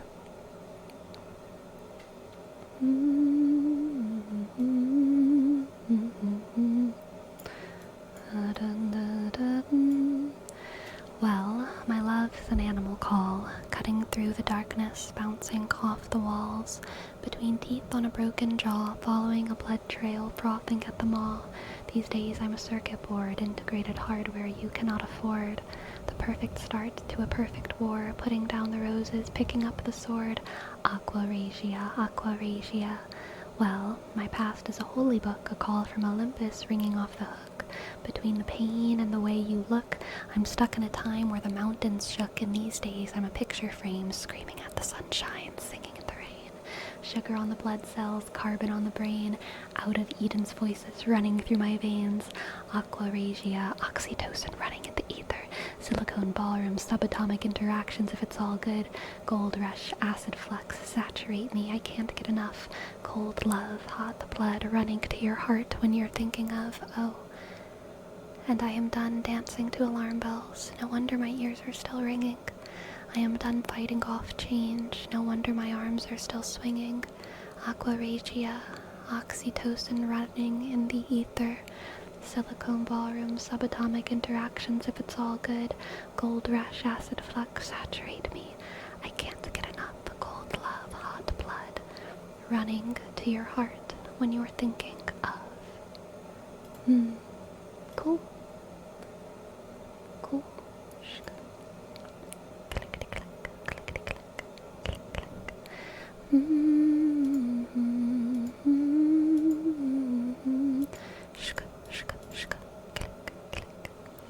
Love is the key. So true, Fuki. Hello, hello, Versace. Shout out to South Africa. What's up? How's South Africa doing? Relax, relax. Moody blues, moody blues, moody blues, moody blues. Here's your name, Trace. Moody blues, moody blues. Click, click. O, O, D, shk. Y, click. B, shk. L, U, shk. E, shk. S, S, S, S, S, S, S, shk. Thank you, Moody Blues. Thank you, thank you, thank you, thank you, thank you, thank you, thank you. Thank you, thank you, thank you, thank you. Oh my goodness, Destructicon, thank you so much. Your best, simple and clean, sleepy mix. 180/90, 180/90, Dream Drop ASMR, Rico and Sora, AMP compilation, please. Okay, let's see what we have here. Simple and clean. I don't think I'm gonna be able to sing it, but I'll, cause it's too jumpy around to do quietly. When, like you would do it in an ASMR AMV. If I were doing an ASMR AMV, I'd choose a song I could sing quietly. When you walk away, you don't hear me say please, oh baby, don't go. Simple and clean is the way that you're making me feel tonight. It's hard to let go. You're giving me too many things lately. You're all I need. You smiled at me and said, don't get me wrong, I love you, but does this mean I have to meet your father? When we're older, you'll understand what I meant when I said no. I don't think life is quite that simple. When you walk away, you don't hear me say please, oh baby, don't go. Simple and clean is the way that you're making me feel tonight. It's hard to let go. The daily things that keep us all busy are confusing me. That's when you came to me and said, wish I could prove I love you, but does that mean I have to walk on water? When we're older, you'll understand. It's enough when I say so, and maybe some things are that simple. When you walk away, you don't hear me say, oh baby, please don't go. Simple and clean is the way that you're making me feel tonight. It's hard to let it go. Hold me. Whatever lies beyond this morning is a little later on. Regardless of warnings, the future doesn't scare me at all. Nothing's like before. When you walk away, you don't hear me say, please, oh baby, don't go. Simple and clean is the way that you're making me feel tonight. It's hard to let go. Hold me. Whatever lies beyond this morning is a little later on. Regardless of warnings, the future doesn't scare me at all. Nothing's like before. Hold me, whatever lies beyond this morning is a little later on. Regardless of warnings, the future doesn't scare me at all. Nothing's like before. I actually love the orchestral version of that song so much. So much. It's so good. I love it. I love it. Alright, for Fuki, we have a word wrap for happiness, happiness, happiness. Happiness, happiness, happiness. Happiness, happiness, happiness. Don't worry. Be happy.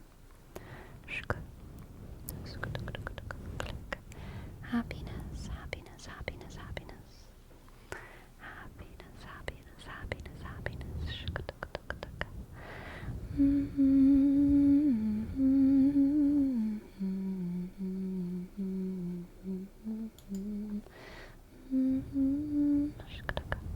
happiness, happiness, happiness, happiness. Happiness, happiness, happiness. Happiness, happiness. Relax, relax, relax. And Pyrosocial, here's your name trace. P, click, Y, shk, R, shk, O, S, O, shk, C, I, click, A, click, L, click, 1. Thank you, Pyrosocial. Thank you, Pyrosocial.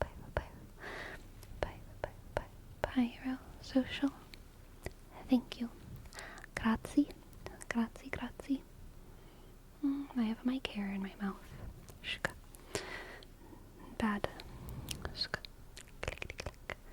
Alright, now we have a 3-card tarot read for Sumjag. Sumjag, Sumjag, Sumjag. Let's see what the cards have for Sumjag. Let's see what the cards have for Sumjag.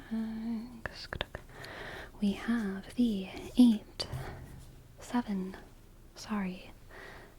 of cups, 7 of cups, 7 of cups. The 4 of wands, very interesting so far.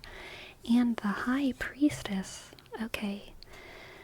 This reading is about something spiritual, something going on in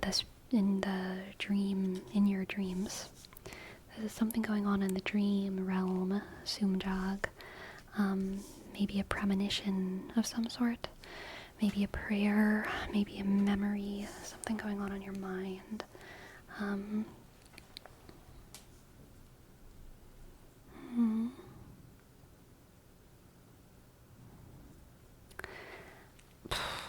I know this is kind of weird, Simjak, but I feel like soon you're going to solve a problem in your dreams.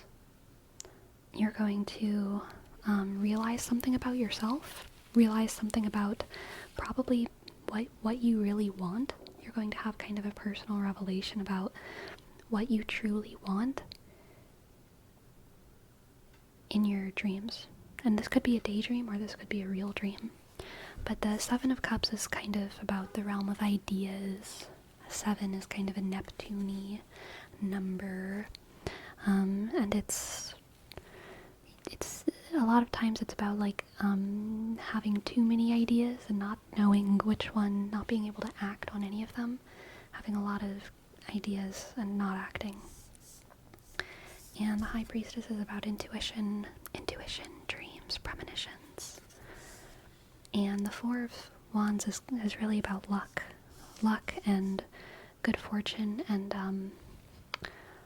auspiciousness. Is there a better noun for auspicious? Auspiciousness? Auspiciosity? Kind of chance and luck. Good luck. So I feel like you are going to have a dream, Sumjag, where that four of Wands is you're gonna have a Four of Wands moment where you see symbols in your dream, you see people in your dream, you see something in your dream, and it makes you realize something. And it's gonna be kind of random. It's gonna be like, it's gonna be like, it's gonna be like seeing the pickup sticks all fall down in just the right way, that you know the problem is something you can solve. And you are going to take that as a message about your life. And it can be a message about your life. Sometimes, whether or not you're really receiving messages in your dreams, like whether or not a message is being sent from a higher power, you can still learn about yourself through your dreams. You know what I mean? And whether you believe that learning is because a message is being sent to you, or because you just, in the same way that in real life you can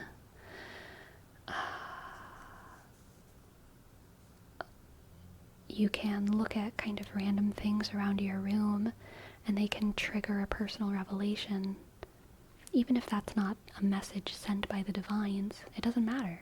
It doesn't matter, because either way it's a message that you can receive and integrate into your life. And I feel like that's kind of the energy here. I think whatever you're dreaming about is going to be kind of random, you know? It's going to be like not necessarily something important, it's going to be something that feels a little bit mundane, but you're going to eke real knowledge out of it. Real knowledge that is important about your life. Okay? So pay attention to your dreams, Simjak. Pay attention to your dreams. There's a message there for you. Alright. There's a message. I wish you luck. Thank you very much for letting me read for you, and I hope you enjoyed. I hope it resonated. Auspice. I think auspice is the word for Rome. I think that's a real word. Auspice. But I feel like, do people use that? I think that is the real word. But I feel like if I said that, no one would know what I was talking about. They would think I was talking about allspice. The November spice. Auspice.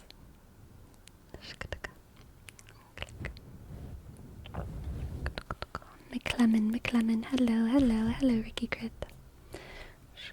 Auspice, isn't that the houses that provide lodging? What are you thinking of? Hospice? Hospice? When you are dying at home?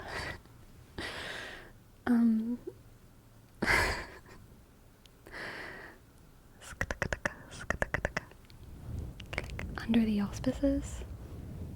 Is that something that people say? Under the auspices? I've never heard that before. Wait, hospice? I think you're thinking of hostels. Hostels, Destructicon. Hostels and hospice are very different. But it's funny to get them mixed up. That's a really good one. You should save that. Save that. I was thinking of hostels. I'm just gonna go stay at hospice.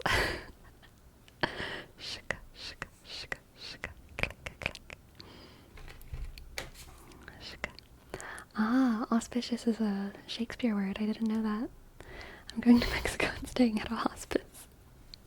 Oh no.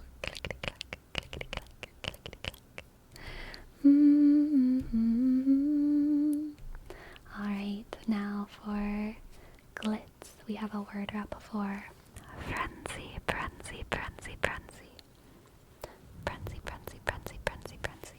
I almost asked a girl at a food court in Oklahoma if it was you. Oh my goodness. You know what? I have more than one look-alike around the world who are employees at Trader Joe's. I have gotten texts from friends in multiple parts of the country that they just came back from a Trader Joe's and they thought that I was working there. And I was like, still in Oregon. But like, there's a Trader Joe's in Kansas City, a Trader Joe's in Baton Rouge. and a Trader Joe's in Florida, where I have a lookalike. Your skin is very common. True, true. My skin is very common.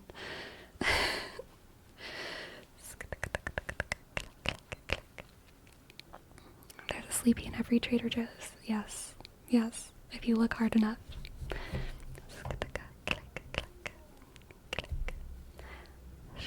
Frenzy, frenzy, frenzy, frenzy, frenzy, frenzy, frenzy, frenzy, frenzy, frenzy, frenzy.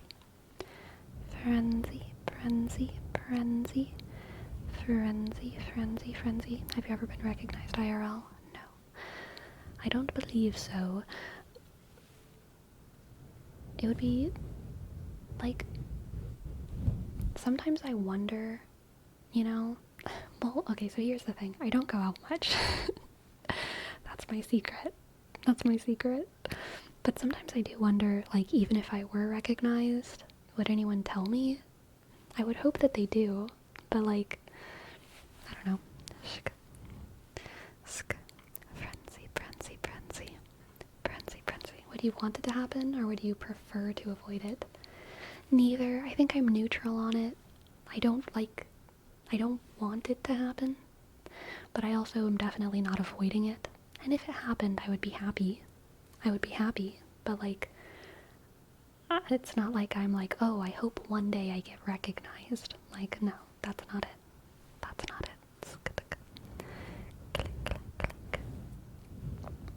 Would you want someone to come up and say hello to you if they did recognize you? Definitely. Definitely. Definitely. Definitely. Definitely. Alright, now we have for Nobunagao. Rar. Rar. Rar, rar, rar, rar, rar, rar, rar, rar, rar, rar, rar, rar, rar, rar,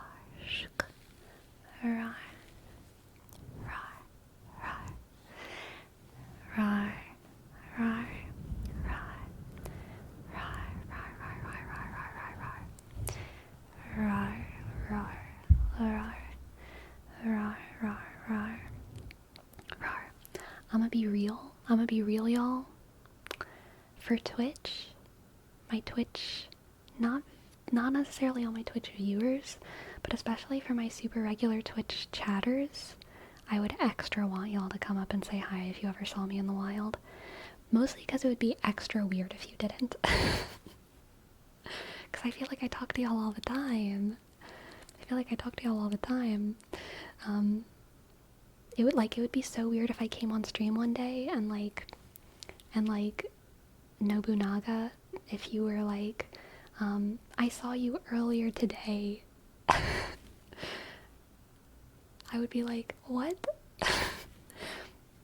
Why didn't you say hi? If it's like someone who I've never interacted with in person, or not in person, but like, you know, talked to, I kind of understand it, but like, also, you know, I would like to be, I think it would be cool to like say hi.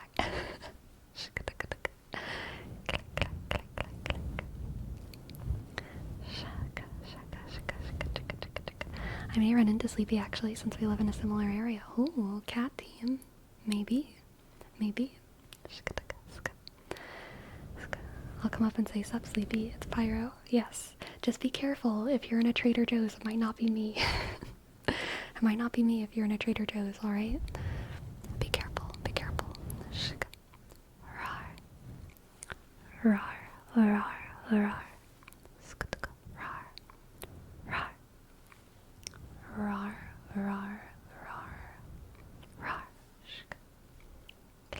Alright, now we have a 3-card tarot reading for Feudy Few. Going, hey, Sleepy, to the wrong person. Yeah, JBSM. It gives big Kyrie vibes. Like, wake up, sleepyhead. Alright. What do the cards have for Feudy Few? Sleepy, who's your favorite music artist? I don't think I have a favorite. I'm so sorry. I can name a few. I like Ravel. I like Pachelbel. I like Liana Firestone. I like Samia. I like Aaron West and the Roaring Twenties. I like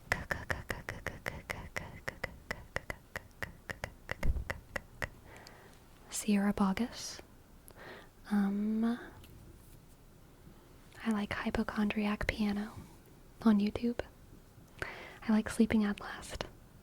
There we go. That's a long enough list. Feudy few for you, we have the Page of Cups. The Page of Cups. I just bonked my desk.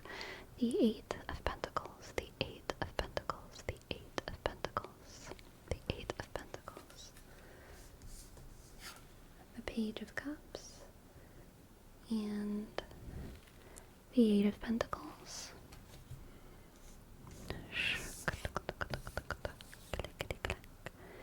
And the Nine of Wands. The Nine of Wands. The Nine of Wands. The Nine of Wands. The Nine of Wands. Haven't heard of any of these. I'm more into everything before the 90s, going back to like 1903. Ravel, I believe, was living in the 1900s. But honestly, I'm not sure. But I think he was. Ravel. Pachelbel, I don't think so, though. I think Pachelbel was an 1800s boy. But I do not know. I do not know, alas.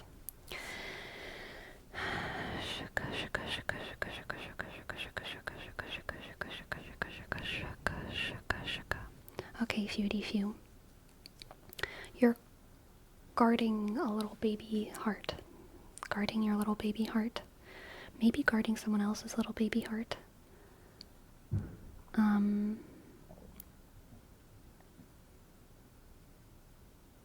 Actually, yeah, I think that might be it.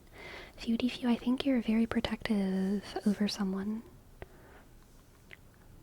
Very protective over someone. 1600s to early 1700s Pachelbel. Gotcha. 1600s boy. I love a 1600s boy. Ended up listening to Samia EP after watching your video about it. Thought it was quite good, albeit harrowing. Yes, it's like my favorite EP probably ever. Yeah, Feudy few, I think you are feeling extremely protective. You are feeling extremely protective over someone who you see as like young and vulnerable. Young and vulnerable and maybe a little bit naive. There's like some precious little cinnamon bun in your life, and you are putting so much effort into making sure that they don't get hurt. Maybe even to the point of like maybe you're focusing a little bit too much on this other person when you could be focusing on like other things in your life, Feudy few. Because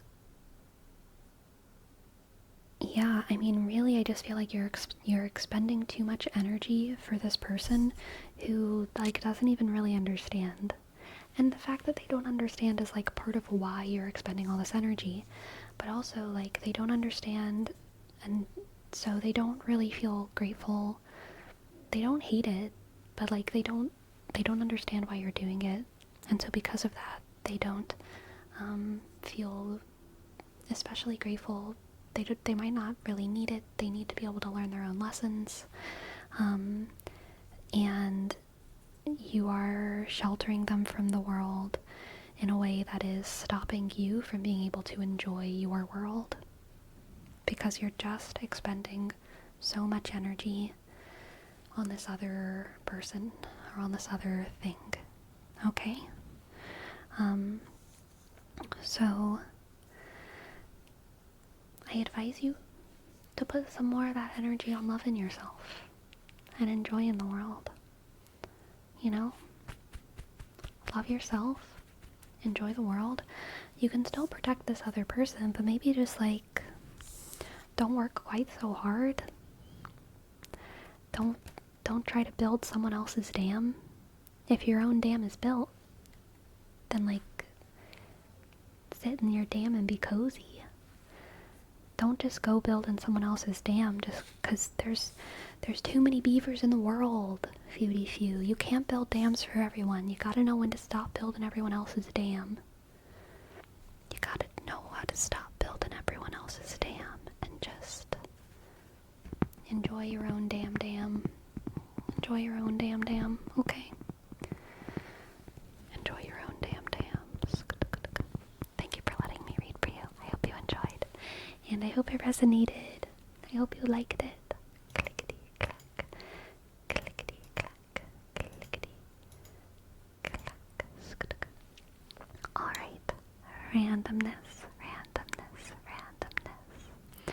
Here's your word rep. Randomness. Randomness. Randomness. Randomness. Randomness. Randomness. Randomness. Randomness. Randomness. Randomness. Randomness, randomness, randomness, randomness. Randomness, randomness. Do a backflip in your next video? Okay. Sure. Randomness. Randomness. Randomness, randomness. Randomness. Randomness. Randomness, randomness. Randomness. Random. Loch Ness Monster. Loch Ness Monster. Loch randomness. Loch randomness. Loch Nessie. Nessie up. Loch Nessie up. Put her in an aquarium. Watch her go crazy like an orca. Drive Nessie mad. Tear her from her homeland. Drive her mad. Randomness, randomness, randomness. Take away Nessie's first place, and then her second place, and then her third place. Make Nessie work remote. Don't let Nessie go to church. Nessie can order her groceries to the door. Nessie can get a HelloFresh subscription. Nessie should be more skeptical of strangers. Did she lock her door tonight? Did she turn off the oven? Nessie should be cautious. Probably unsafe to go on casual little swims.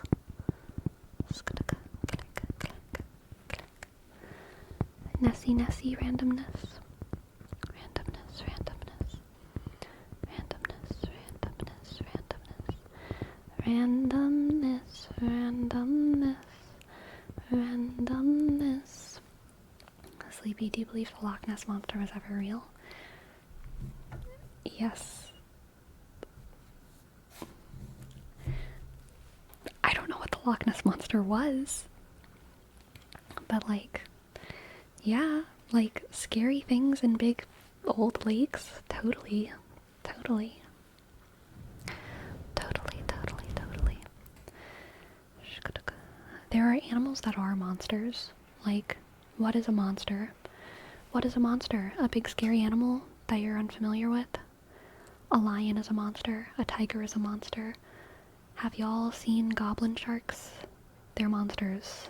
But like, they are real. And sometimes monsters are just real. And like, that's all there is to it, you know? Sometimes you just don't know what the species is, and so it's a monster. Shuka, shuka. Shuka, shuka, shuka. Click. Do a reward for 50k where you scream into the microphone? No. Never. Shuka, shuka. Never. 6. Thank you. Thank you so much for your tip. Thank you, 6. Thank you, 6. Thank you, 6. Thank you, 6. Yes, I would love to give a reading. I'm going to pause redemptions for now so that we can get through all of these little readings. Alright, first we will do Jelly Panda, Jelly Panda, Jelly Panda. Jelly Panda, that is such a cute name. I love that name, Jelly Panda. Let's see what the cards have for Jelly Panda. Jelly Panda, Jelly Panda. What do I think about the Bigfoot? I think they got some big feet. Okay. Jelly Panda. We have Judgment. Judgment. Page of Wands. Page of Wands and the Hermit. Ooh, very interesting. Very interesting. Very interesting. Jelly Panda. The Hermit and the Page of Wands is an interesting vibe together.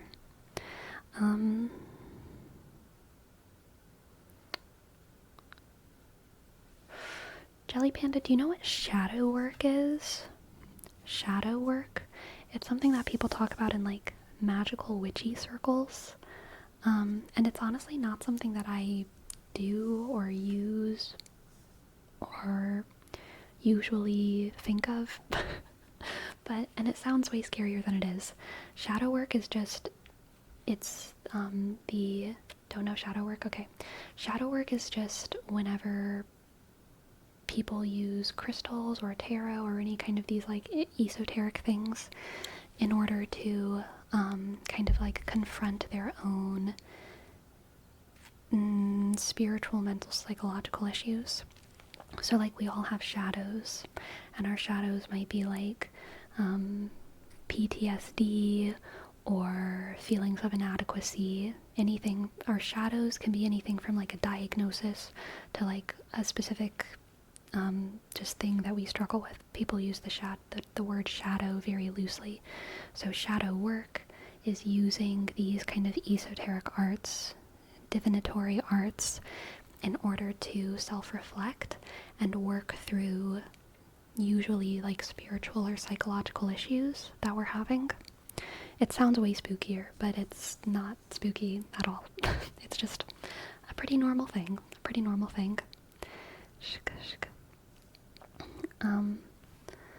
That sounds kind of scary. Don't think everyone would be able to confront their shadow. For sure, and it's something that's intense, but like, it's the kind of thing that it's the kind of thing that people do in therapy a lot.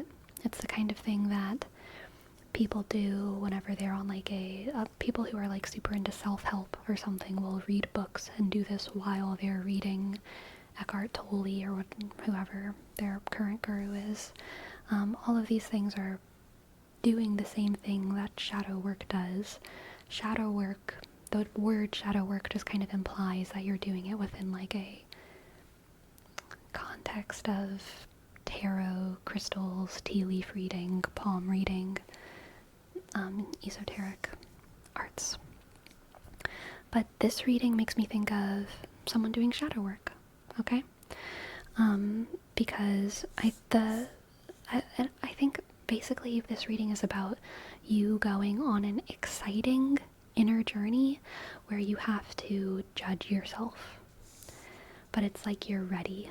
The Page of Wands is ready to embark on a new journey. They are passionate about it, they are excited, they are inspired, and they have this kind of zest for whatever they're about to embark on. The Hermit is, I think, indicating that the journey is going to be an inward journey. But rather than it being an inward journey that's all about fun, like lucid dreaming, or let me try and make contact with my guardian angels, or all these kind of other fun inner journeys that we can have. I think that this journey is going to be something about confronting yourself honestly and judging yourself. Judging yourself in a way that's productive for your life, productive for your self-growth, productive for you to find the next evolution of yourself. And I think that you are currently, Jelly Panda, you are uniquely equipped to to do that, okay? You are ready. You are smart enough.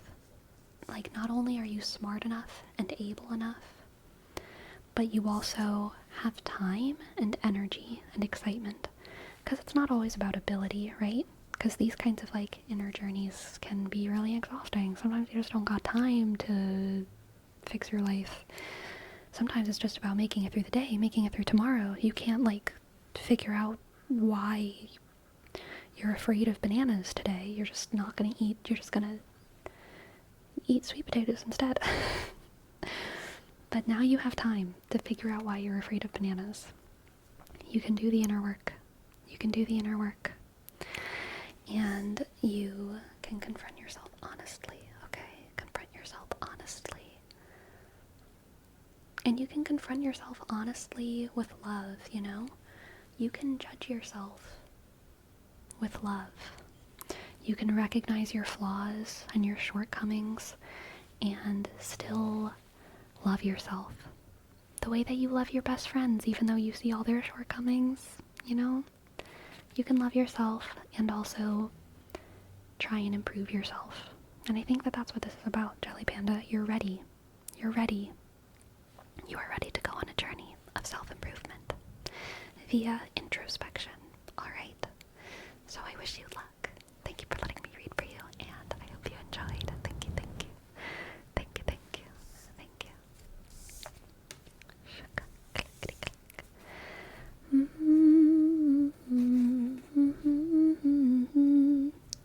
click. Didn't realize you streamed Love the Vids. Aw, welcome, Gaylord. I'm glad you enjoyed the videos. Okay, let's see what the cards have for Prometheus. Prometheus. Aw, Private Gooby, thank you for the bits. Thank you, thank you, thank you, thank you, thank you, thank you. Alright, Prometheus, we have the Seven of Pentacles. Seven of Pentacles. The clickety-click. Nine of Cups. Okay, Seven of Pentacles. Nine of Cups and the Four of Pentacles. Interesting, Prometheus. Not too good. Oh, Jelly Panda, I'm so glad. I'm glad it resonated. You're ready. I believe in you. I believe in you, Jelly Panda. You are ready, okay? Let's see. Prometheus. There's a hair in my mouth. I can't find it. That's not about your reading. I'm sorry. Okay, I found it. It's out. We're good. Prometheus, there is something that you've worked long and hard on, and you are going to be unsatisfied with the result. And because you're unsatisfied with the result, you're not going to want to show anyone. Okay? This is like you've made your first short film, and it's not everything you dreamed of because the lighting is off. And you're just like, damn it. I messed up the lighting.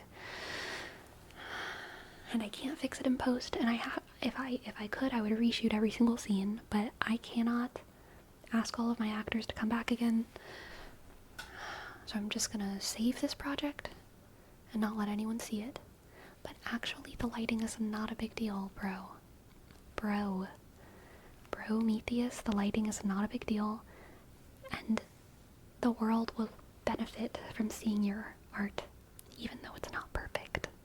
Even though it's not perfect. Even though it's not a 10 out of 10. It's okay to show the world your 9 out of 10s, okay? It's okay to show the world your 9 out of 10s. A 9 out of 10 is freaking good. You don't have to do everything perfectly. You don't. Your 9 out of 10 is like so much better than most of the stuff that's out there. Most of the stuff that's out there in the world ranges between what? Like a 4 and a 6 out of 10? Maybe 7? You made a 9 out of 10, Prometheus. You made a 9 out of 10. So go get him. Don't hide that. Don't hide your 9 out of 10 in shame. You should wear your 9 out of 10 like on your outerwear. You should advertise it. You should be handing out flyers for your 9 out of 10. You should be so proud because you worked long and hard and you did such a good job. You did such a good job, Prometheus. okay? You did such a good job, so do not hide your 9 out of 10 from the world. You did great. Thank you for letting me read for you. I hope that resonated. And Private Goopy, thank you. Thank you so much for gifting us up. Private Goopy, thank you. P click arshk I dot V A click T click ishk G O O B shk I dot ishk 7 sk. Thank you. Thank you, Private Goopy, for gifting us up. I appreciate it. Gracias. Sorry, my name is long as hell. Private Goopy, don't you worry, your name is not that long. So I feel so bad whenever I raid people and they have a raid rule where they trace names of the people who raid them. I am the problem, Private Goopy. Never apologize. Never apologize. Sorry for all my underscores. Nah, Crimson. I enjoy counting to 7 every time, okay? I enjoy counting to 7 every time. It's meditative.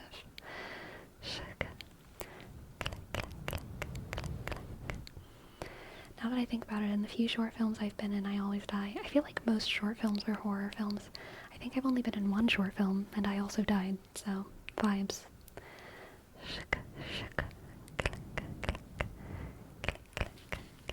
Alright, now we have a name trace for CEDDV8. Thank you for being patient, okay? C E D shk T click T click V 8. Thank you so much for your patience. I know that took a very long time for me to get to. I'm sorry. Thank you. CDDDB8. Thank you. Shk. And also Jessica Pontes. Thank you for being patient. Thank you, Jessica. J click E shk S I shk C A click underscore P click O shk N sk T click E shk S. Thank you, Jessica.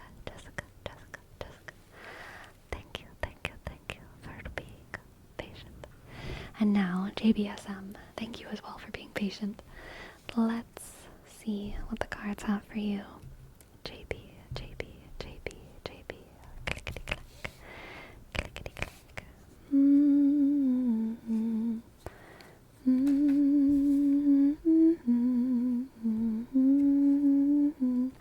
One wasn't a horror film, I was a villain, and it was killed in front of a church.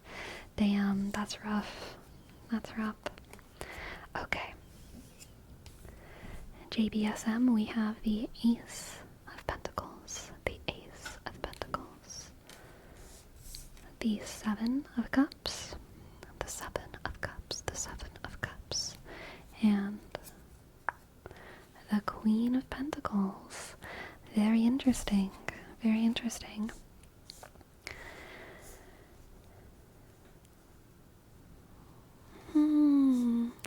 I feel like you don't know what to cook for Thanksgiving. But you have a special ingredient. You JBSM, did you buy avocados without a plan? Or buy Szechuan spice and not have a plan? That's kind of what the vibe is. You bought a vanilla bean, a bean, and you don't have a plan. And you're like, I have this magical thing. I have this secret ingredient. I have this wonderful thing. You have a fancy platter. Someone gave you a nice dish, and you're like, what would fit in this appropriately? Obviously, this is a centerpiece, but I don't know what to put in it. I have a surplus of spices that I've yet to try. Yeah, you do. JBSM, you've got to go to Pinterest. This reading is telling you Pinterest is your best friend, alright? This is your secret special ingredient. You have your Ace of Pentacles, your magical resource. You have your secret ingredient. And you have like a lot of ideas, but none of them are right. You don't really want to do any of them. You know you could put them all in a pasta, but like you don't want pasta.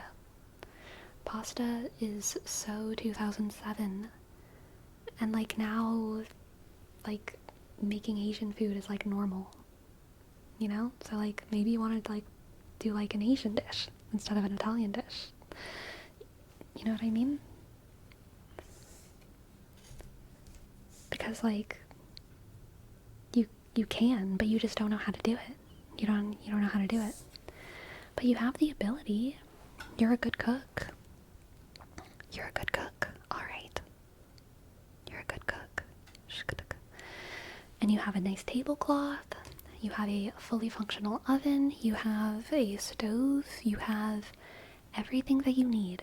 You just need to know how to put it all together. Cooking is ironically my passion. I know JBSM. I smelled it. I smelled it on this Queen of Pentacles. If I didn't do what I currently do for a living, I'd be doing that. Yeah, that's fair. JBSM, have no fear, alright? Do not be afraid to experiment and do something wacky. There is enough, like, this is your passion, okay? This is your passion. Don't be afraid to think out of the box. You can do Asian-Italian fusion. Your guests will love it. If they don't love it, they're problematic, okay? Do whatever you want. Do whatever you want. Experiment. Be bold. Put the cinnamon in the curry, okay? Just go a little crazy. Put the ginger in the tomato sauce. Just do what you want to do, you know? Have fun. Have some fun in the kitchen. Focus on your passion. Don't let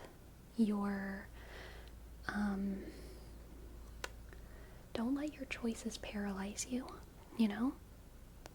Just make a choice. Just make a choice and do it. Don't let your choices paralyze you. No, what do they call it? Choice paralysis? Option paralysis? Decision paralysis? None of that here. Just be wild.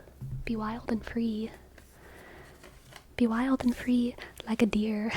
Like a Queen of Pentacles. Okay? Queen of the kitchen. If you're the queen of the kitchen, you can do no wrong. Alright? If they can't handle your recipes, they do not have evolved taste buds. You've got this. Good luck. Thank you for letting me read for you. That was a good one. That was a fun one. Clickety clack. Alright. Buncha. Buncha, buncha, buncha, buncha, buncha, buncha, buncha, buncha, buncha, buncha, buncha, buncha, buncha, buncha, buncha. Here's your name trace. B, click, click. Hosk, hosk. N, D, click. C, H, click. Ask. Buncha, buncha, buncha, buncha, buncha. Thank you for your name trace. Me when something doesn't like something I make, y'all are problematic. True. True. Very true. I have a friend who doesn't like Indian food, and it's the most problematic thing for me, honestly. How dare? How dare they stifle my enjoyment of Indian food? You know what I mean? They do sound problematic, because they are, okay? They are.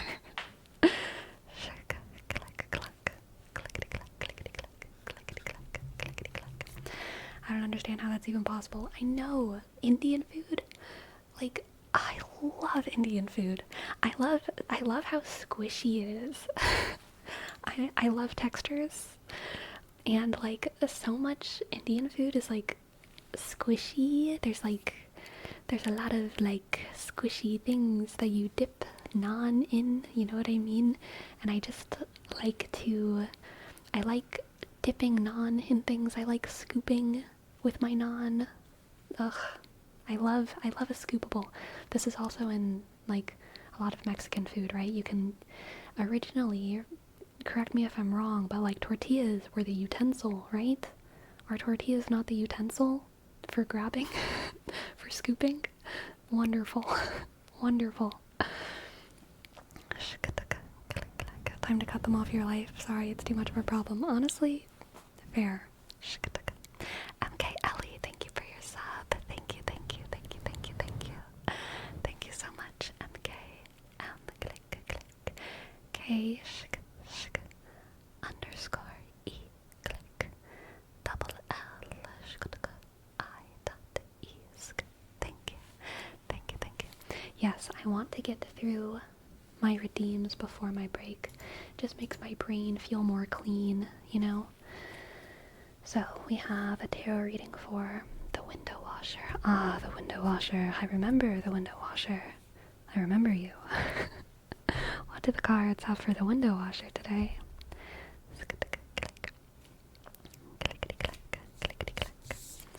We have the King of Wands coming out to play again. Always exciting. Always exciting. King of Wands and the King of Pentacles.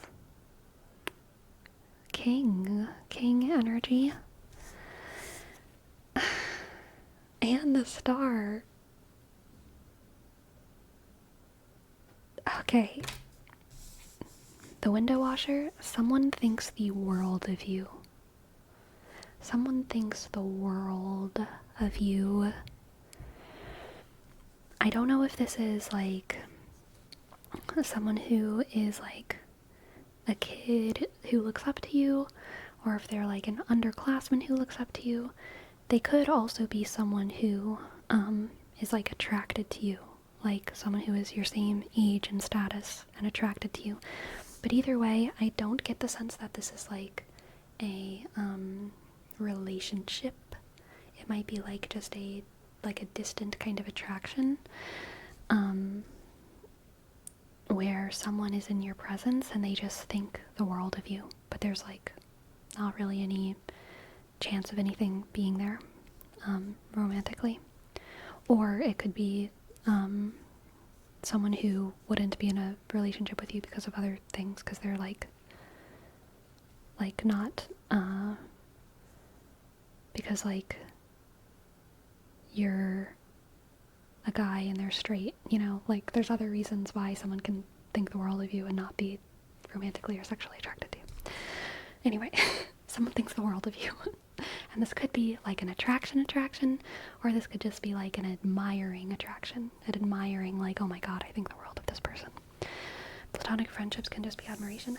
I don't super get the sense that it's a friendship though either, because it's passing, it's temporary. It's like, it could be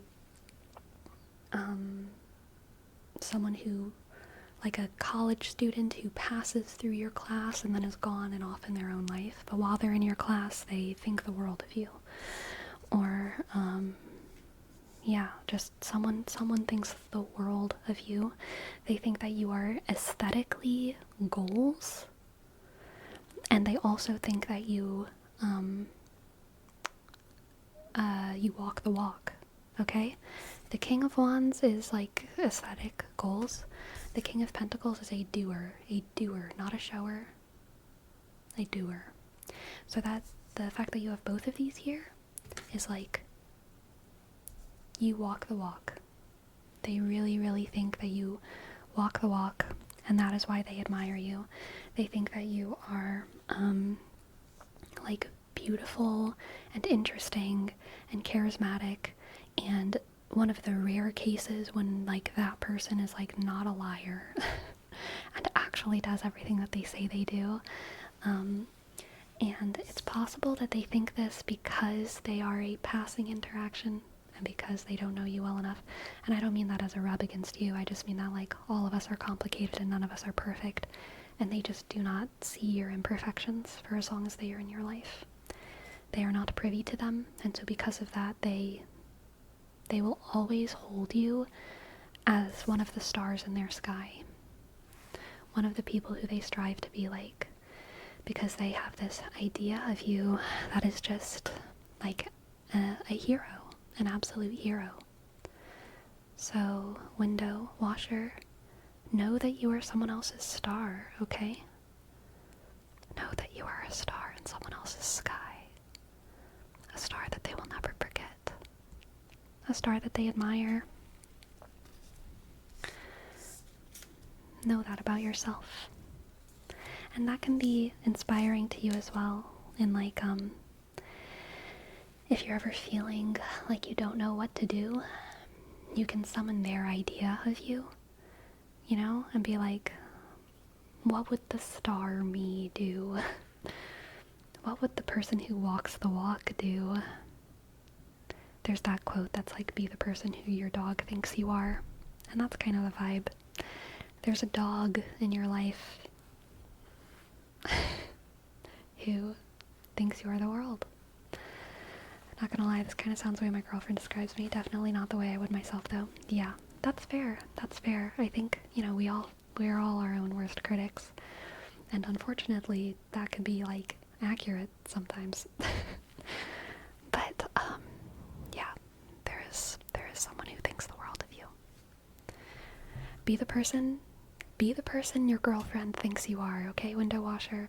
Because if you be the person your girlfriend thinks you are, then your girlfriend's right. And we always want the girlfriend to be right about how based you are, okay? Okay? Make the girlfriend right about how based you are. Okay. Shika, shika. Clickety clack. Clickety clack. Click, click. Aga Kirsch, thank you. Thank you for your prime. Thank you for your prime. Thank you, Aga. A click. Okay. Sk, sk. A click. Underscore K. Shk, shk. Esk. R. Click. Shk. H. Sk. Thank you. And the window washer, thank you so much for letting me read for you. That was a sweet reading. Thank you. And I wish you luck, and I hope it resonates. I don't have a girlfriend, but if I did, she'd be right all the time. Amazing. Amazing. Alright, and now we have a name trace for Liam Piper. Liam Piper. L. Click. I. Shk. A. Sk. M. Click. Click. P. Shk. I. Dot. P. Shk. E. Sk. R. Click. Liam Piper. Liam Pipette. Ah, yes, the pipette. Pass me the pipette, Liam. Liam, pass me the pipette, if you will. I've got science to do. Anyway, I'm gonna go on my quick little break. Thanks for the reading. It was definitely interesting again. Good. I'm so glad, window washer. Good. I'm gonna go on a break, and I'll be back in 5-ish minutes. Click. Remember to pet your fish and take your contacts out and brush your teeth and do all those things, okay? I'll be back soon.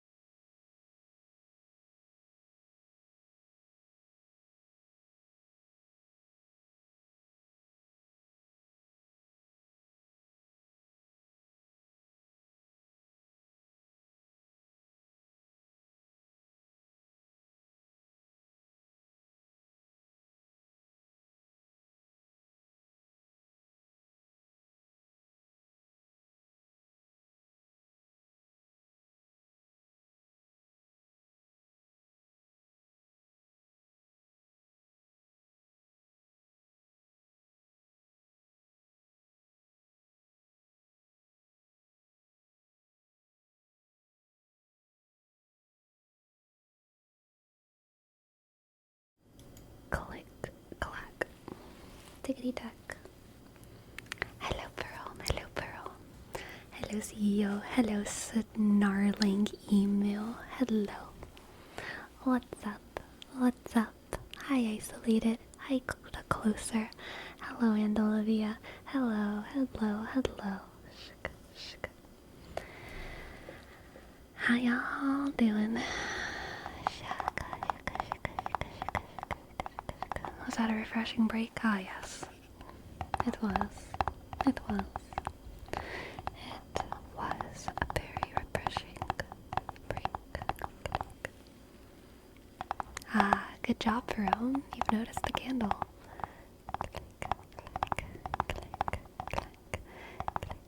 Just started trying Frostpunk. It's pretty rough. Yo, let me tell you a secret. Don't tell anyone I said this, please. Just change the difficulty, okay? Just change the difficulty. Okay?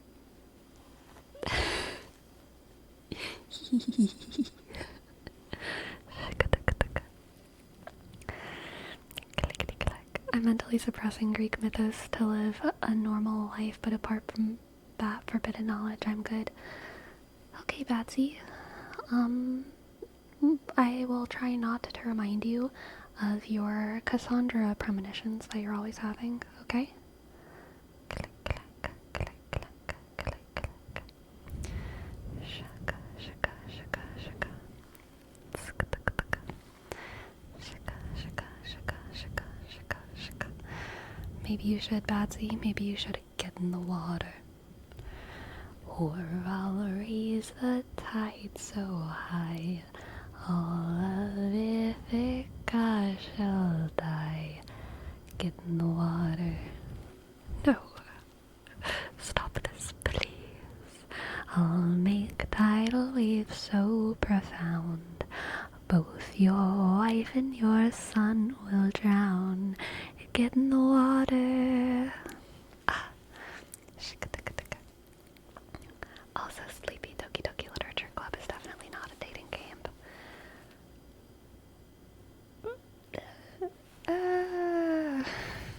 I mean, I thought it was pretty fun. I thought it was pretty fun. Clickety clack. Clickety clack. Click clack, clickety clack, only Monica. Shk. Click clack, clickety clack, only Monica. Can I do a Monica cosplay? Wait a minute, what does Monica look like? I feel like, can I pull this off? Oh my god, wait a minute, oh, wait a minute, wait a minute. Click. Doki. Doki. I can absolutely, oh. Shaka, shaka.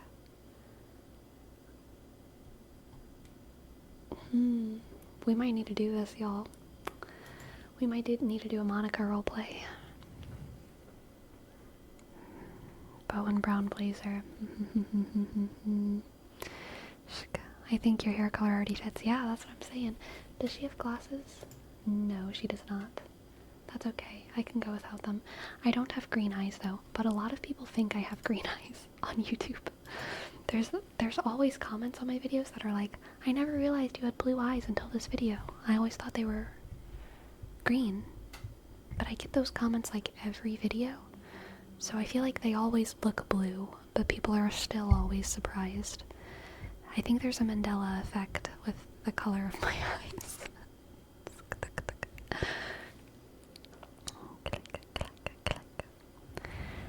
She sounds like an academic overachiever, so you already have that going for you. I dropped out of grad school, so you can take that right back. Isolated.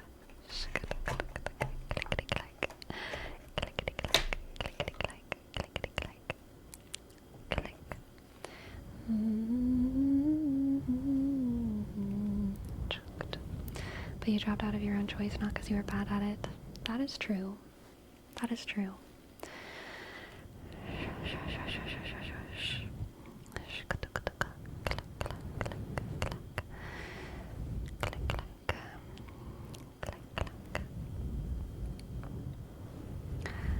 I really enjoyed grad school, and I was doing well, and my professors were like, please no, don't go, and I didn't know how to tell them that I just did not want to be them, you know what I mean? I didn't want to say that to their face, and so I didn't, but that was the thrust of the issue, along with other things, but it was just like, I don't want to be you. I just don't want to be you. I don't want to be you. And if I stay in this, I will be you. And that will be my entire life. I do not dream of academic labor. Exactly. Exactly. Shika, shika, shika.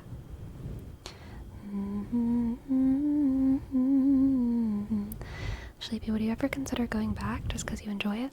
That was honestly the original reason I went. Which, I mean, I was in like a rough place. It was COVID, and I was working like 3, arguably 4 jobs at once, although one was like very easy and casual. And I was like, I knew that what I was doing wasn't sustainable, but I also didn't know what to do, and so I was like, maybe I'll just apply to grad school, not because I actually want a career in this, but because it sounds fun, and because I know I can get a scholarship, because I did, well, not a scholarship, but like school support, like, because I did very well in my undergrad, and I had very good references, and so I was like, I know I can get into grad school,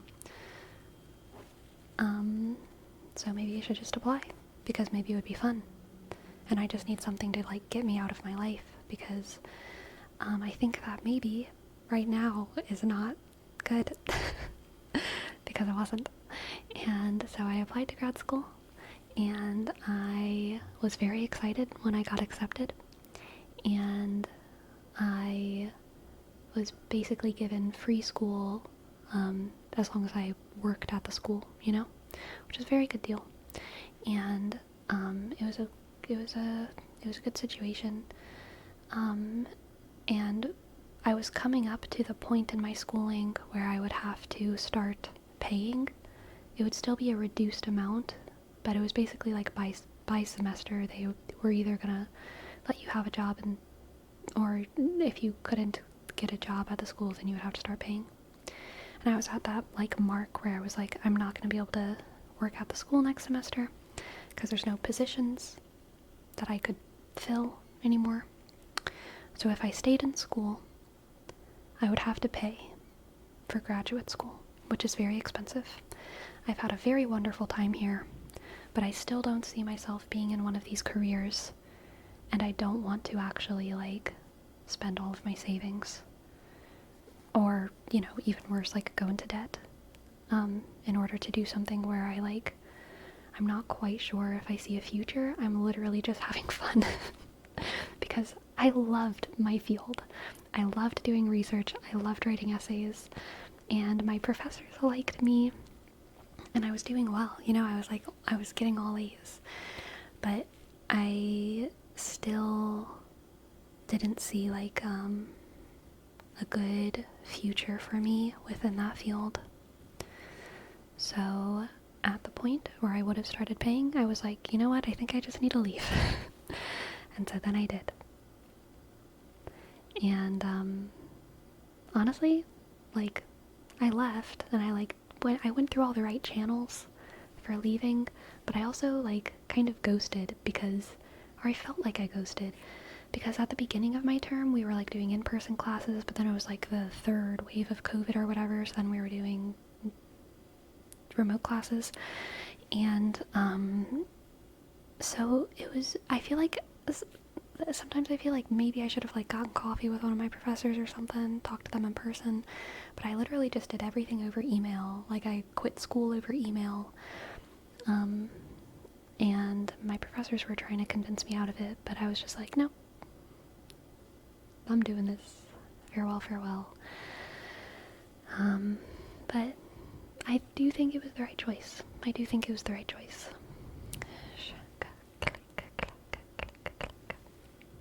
And then I worked at the bakery. I got a job at the bakery, which was my favorite job I've ever had, except for this job. But, oh my god, I loved working at the bakery. It was even more fun than grad school. But also, like, I generally like doing things. I like doing things, which is a blessing in life, but it's also a curse, because sometimes I feel like I've never had to develop discipline, because I enjoy things so easily. I enjoy doing stuff, and so anytime that I have to do something I don't enjoy, which is much more rare for me than it is for most people, but anytime I do, I'm like, this is hard. How am I supposed to do something that I don't want to do? That's unfamiliar territory. Which is a blessing, but also a curse. Lifelong struggle.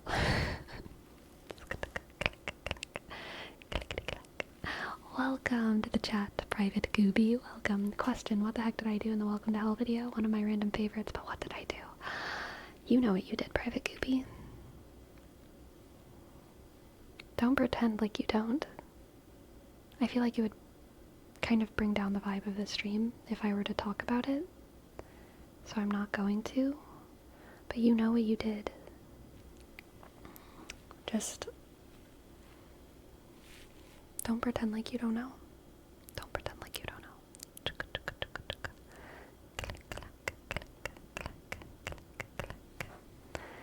Yes, Dominix, I am standing. Bouncing, bouncing, bouncing. And yes, I'm standing on a pillow.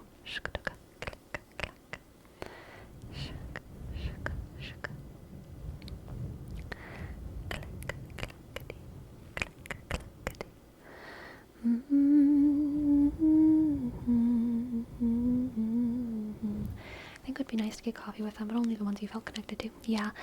Yeah, like I kind of had like a professor who was like a mentor, you know, and like he was the one who I like probably should have gotten coffee with, you know, but I didn't. And then I had other professors who I definitely connected with, but I didn't feel as much of an obligation towards. My old English professor, my first semester of old English, I was very quiet and very unnoticeable, and like it was a big class and she didn't really notice me. But by the end of the term, the first like semester, I think because of like my finals work and my finals grades and everything, she kind of started to notice me. And then the second semester, she definitely like noticed me, and I loved my old English professor. And I felt, man, I'm like such like I love validation from professors. Oh my god, there's nothing like it. There's nothing like it when you get on a teacher's good side and you know that you're like a good student. It just feels so good. It's my core, my core desire and my core wound, okay? My deepest wound is that I just desperately want the professor to like me. I don't want to be the favorite. I don't care about being a favorite. I don't care about how the rest of the class thinks about me. I just want to get my papers back with an A+ and like a nice little note, like, this was such a unique idea, or I love the way you phrased this, or absolutely, smiley face. Like that's, nothing feeds my soul more than that. And yeah, I really liked my old English teacher, and I think she liked me towards the end, so I would have been happy to have coffee with her, but also, like, she was kind of mean. So, maybe not. Maybe it would just be awkward.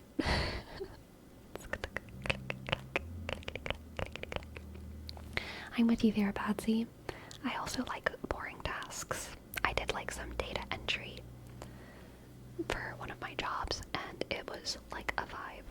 It was a vibe. It was a vibe. See, I had the opposite situation. Very noticeable person, poor student. Aw, that's sweet though. That's sweet. Yeah, I feel like that too sometimes. I feel like that too sometimes. Depends on the class.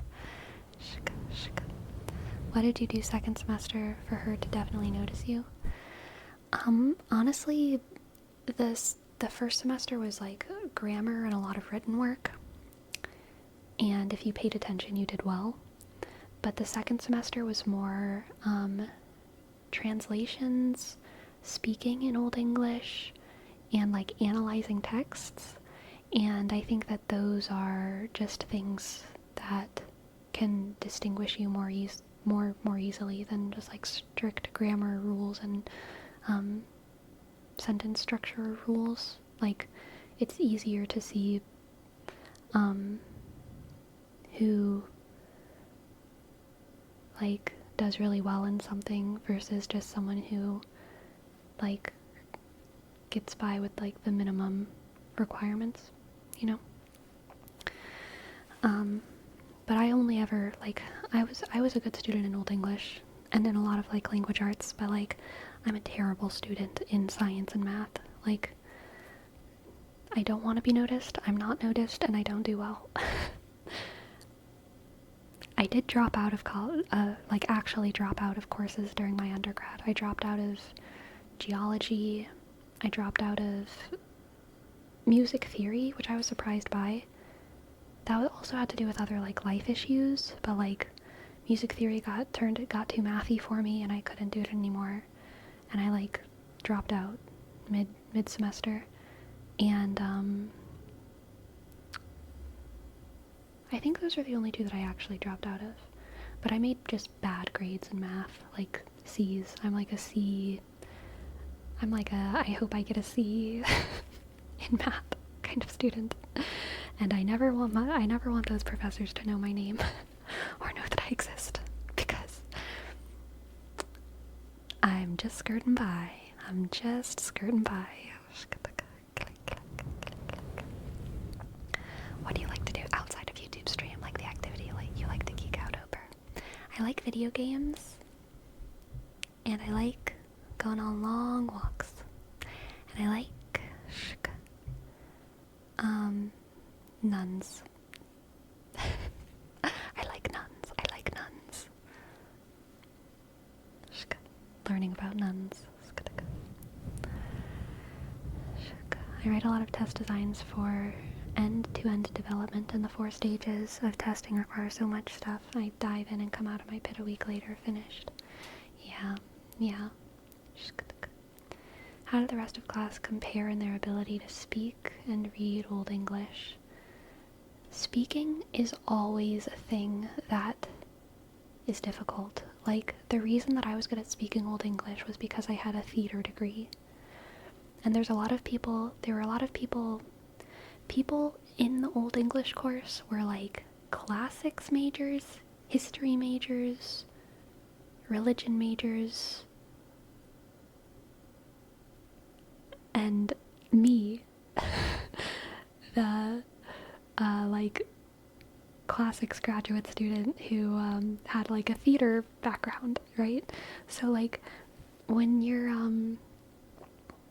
like a classics history major, you're not trained to like speak. You're trained to interpret texts in complicated ways. You're trained to have like a historically oriented mind, a literary oriented mind, but like it was definitely like the spoken stuff. There were other people in the class who were very good at it, but like for the class second term or second semester for Old English, it probably only had like maybe 40 people in it, and there was maybe like 4 of the 40 who could like speak well. Everyone was supposed to be able to like look at a word and know how to say it, but most people kind of read it in like a very like stunted, slow, like sloppy way, which isn't to say that they were bad students at all, because no one is trying to fluently speak Old English together. It's not like you're learning Spanish. Like, as long as we know what it says, that's good. But whenever we were going around the room and like saying a sentence, it was obvious who could like do it and like who couldn't do it.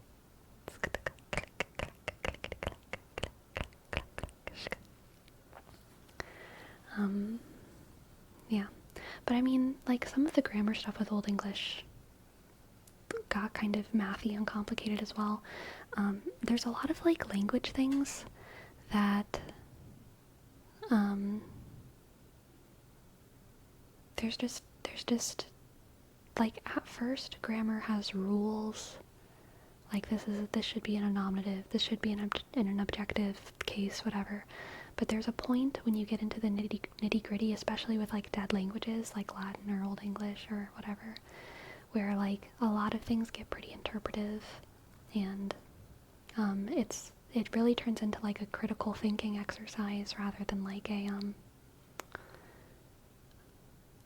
a did you memorize your flashcards exercise?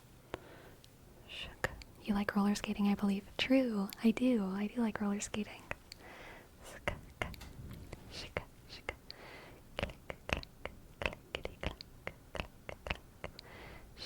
Classic sex theater is a vibe. It is a lonely vibe here. It's a lonely vibe.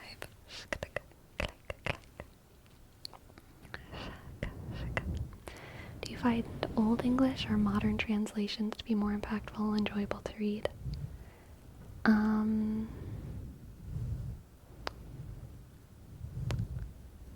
I mean, so like Old English is like a fully different language, right? So, if it's Old English, then if I want to just like enjoy a text, I would probably want a modern English translation. But if you're just talking about heightened speech like Shakespeare or like early modern English, then I would prefer the early modern English to the contemporary modern English. You know what I mean? If I can understand it at all, I want it to be in its original form. But if it's like a fully different language, then like I would probably rather the translation if I'm just going for enjoyment.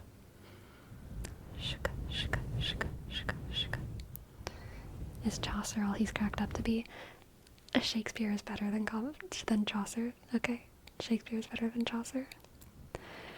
In my humble opinion. But Chaucer is fine, okay? Chaucer is fine. But like Shakespeare.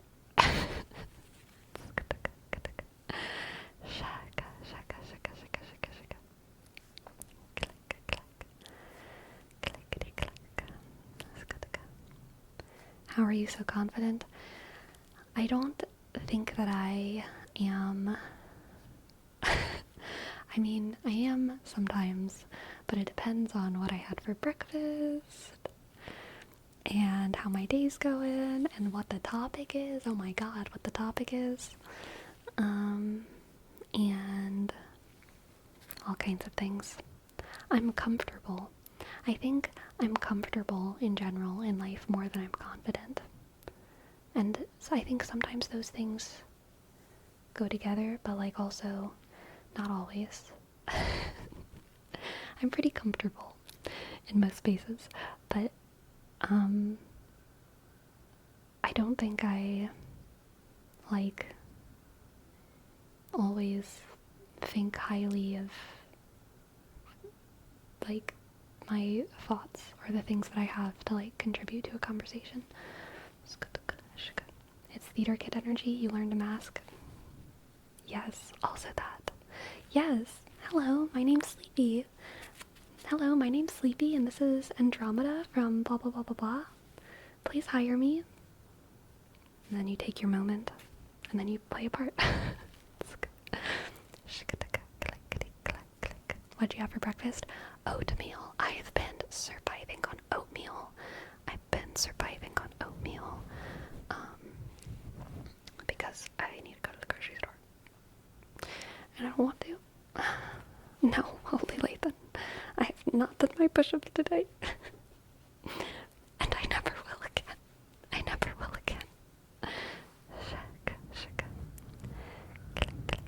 Brachio's powerful influence on overconfidence. This is true.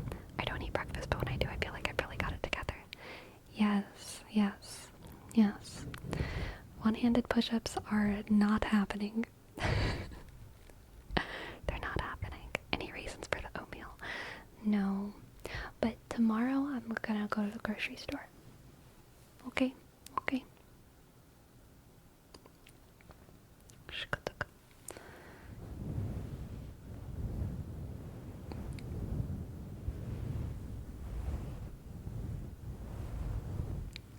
Eating breakfast makes me feel sophisticated. I am such a breakfast person. I can't. I can skip lunch. Easy peasy, lemon squeezy. Lunch, who is she? But breakfast and dinner are like very important for me. For me. Shaka, shaka, shaka.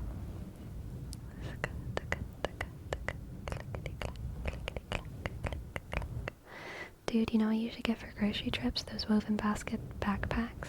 That way you can feel like a medieval peasant return from town with sustenance. That sounds fun. Like, ooh, I'm eating a bagel and drinking a cup of coffee. I'm so cool. Yeah, you gotta start your day with that every day, King Crimson. Get that boost, get that productive feeling. What's your favorite breakfast meal? Smoothies, a cantaloupe, a mini watermelon, oatmeal. I used to be a waffles girl every day. Every single day I ate waffles. And now I haven't in probably like 3 years. But it's because I don't own a toaster. And so I just don't make waffles. But I used to like literally have waffles every single day. Like in elementary school and high school. It was like waffles was the default. Every now and then there would be a weird day where I'd had like cereal or like a toaster strudel. But like almost every single day it was Eggo waffles. Eggo waffles every day. Are waffles naturally vegan? No. But there are vegan waffles at the store.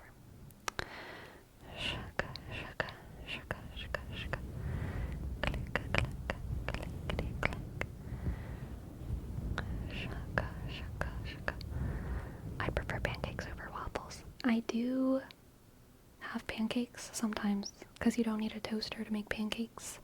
So I have had pancakes kind of like semi-frequently, but pancakes are not actually my favorite breakfast. I feel like I only make them when I'm trying to be like fancy and creative. But like I kind of honestly enjoy like a good watermelon, like a good mini watermelon, or a really good banana smoothie, or a really good bowl of oatmeal, more than pancakes.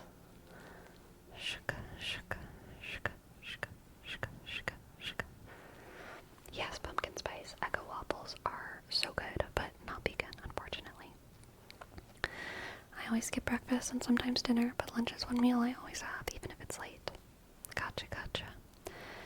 You don't need a toaster to make waffles, though. Yes, you can use a waffle iron, but I made toaster waffles. Frozen waffles that you put in the toaster. ASMR cooking video when I have a different kitchen. Okay, different kitchen. Watermelon shoes. Oh my goodness. Be careful, watermelon shoes. You're not gonna have shoes anymore if you stay here, because I'm gonna eat them. And then your name will just be Naked Feet. Your name will just be Naked Feet if you're here for too long.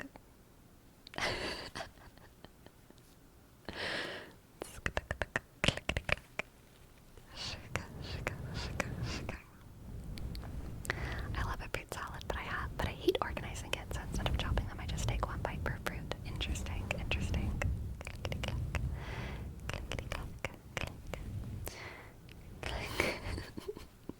Not even the outside shell is left. King Crimson, it took me a second, because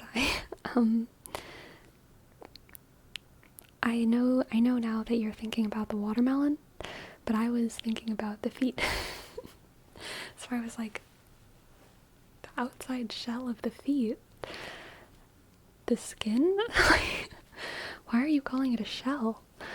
Are you okay? The shell of the feet. Yes. Oh god.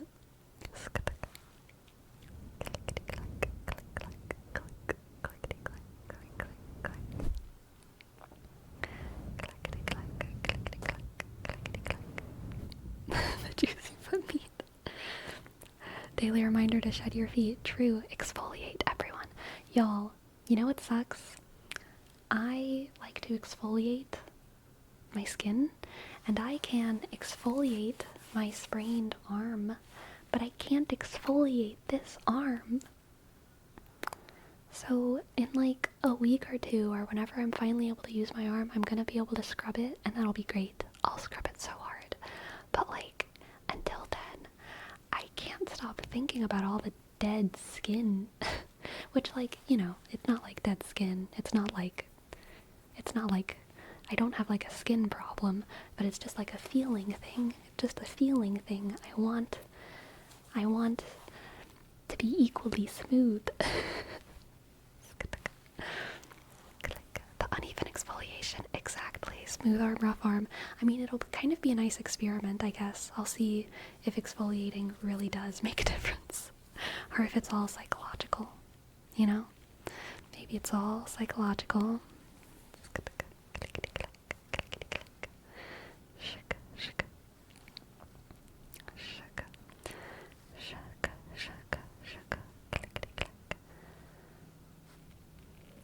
You know what, Jerome? I actually am able to crack my right hand fingers, but what I can't crack is my wrist.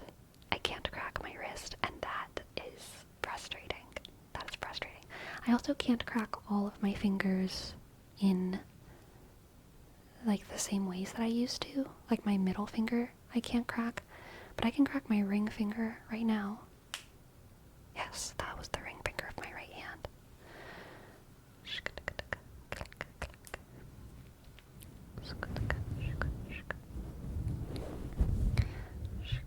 It does drive me crazy, Jerome. It does. You can't use your chest to crack the remaining fingers and wrist.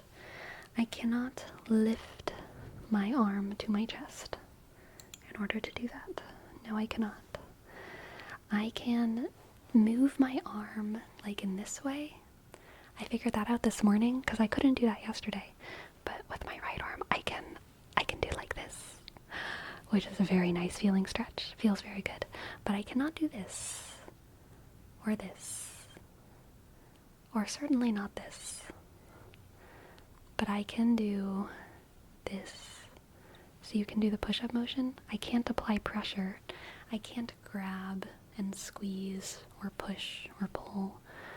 I have like, so no.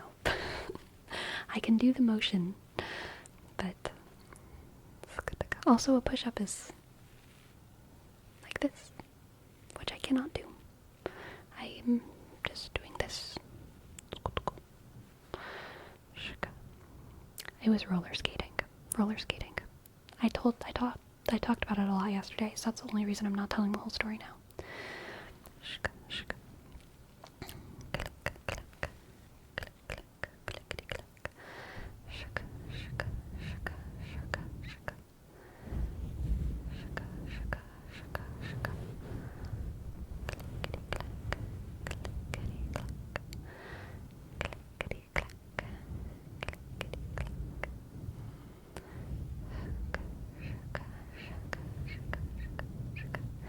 Were you doing cool backflips and dancing on the rink floor? Exactly. I was doing I was like a ballerina, okay? I was doing spins and jumps. I was jumping and spinning in the air and landing gracefully again and again until I just did it one too many times. Alright, that's exactly what happened. I was definitely not just turning.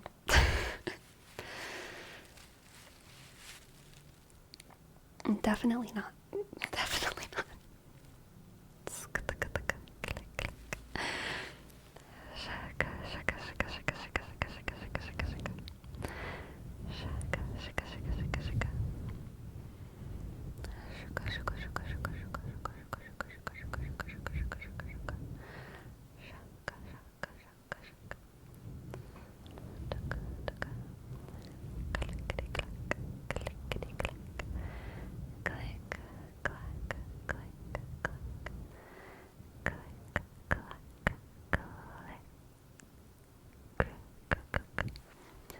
Clack, clack, clack, clack, clack.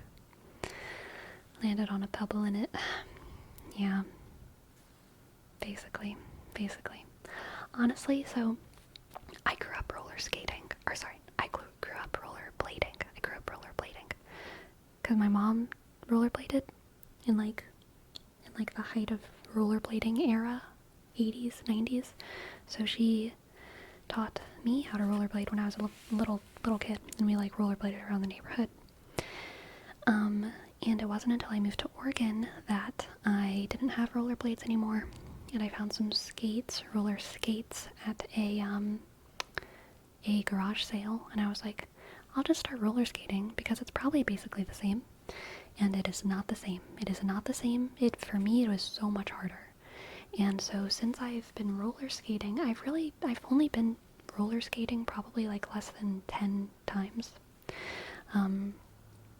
And I'm not that good at it, but I was getting better, and like I was just, I was like going around the rink. I'm comfortable roller skating in general, but like if I'm trying to do different things, then I do lose my balance sometimes, and that was basically what happened. But part of me wants to like get a good pair of rollerblades again, because I miss rollerblades, and the only reason I don't use them is because I don't have them, but I have skates. But like I was way better at rollerblading, and I never fell because I like grew up doing it. Blades seem mad hard to balance in though. I honestly don't know if they're actually harder. Because it was my first one. So for me, skates is like harder to balance on, and blades is easier, but I don't know if that's the same for other people. I don't know if that's the same for other people. But for me, blades is easier to balance on. Which ones are the ones with the wheels in a line? Blades.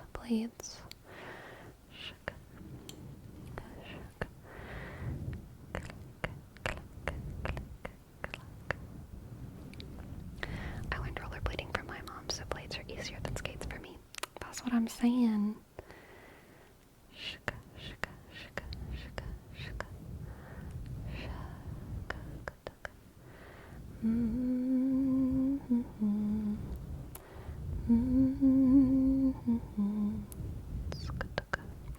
I feel like skates, so like roller blades are, I think they're easier to ride on streets on. You can also do, I think, more like tricks on blades, but you can do more like stylistic dance stuff with skates. That's kind of how I feel the culture is. Like a lot of people rollerblade on the streets, and roller skates is like a dancey thing. And then for roller derby which is like speed racing, that's skates, not blades. But they're not usually doing tricks. So I feel like, if you want to do like crazy tricks at the skate park, most people are doing blades, not skates. Although there are some skates. But I feel like most people doing street park stuff are doing blades. And most people doing roller rink, roller derby stuff, dancing stuff, are doing skates.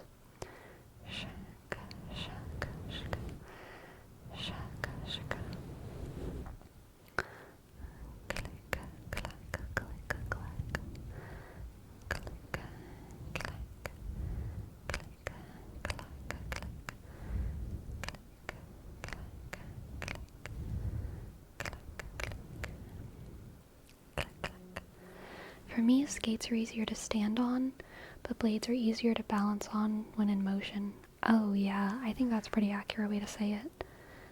But I prefer the movement of blades overall. Yeah. I can't do tricks. Not real tricks. I can lift up a leg, but like, that's not a trick. That's just, I can skate on one foot. But that's more of just like slowly skating. So I don't know if that counts. But I can't do tricks. I would like to. That's why I want to rollerblade, but I sprained my arm. But I want to do it more. I want to learn tricks.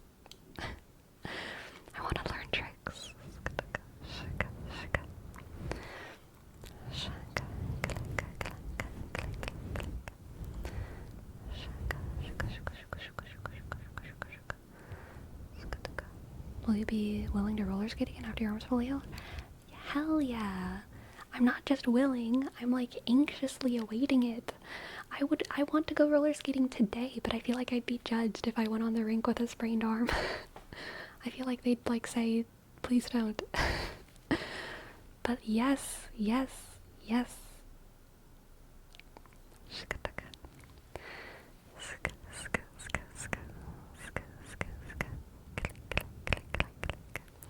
I mean, right after it happened, I went back on the rink. Right after it happened, I was like, my arm's fine. I'll just do another round. Good to hear that you haven't been traumatized. Yes, never in my life.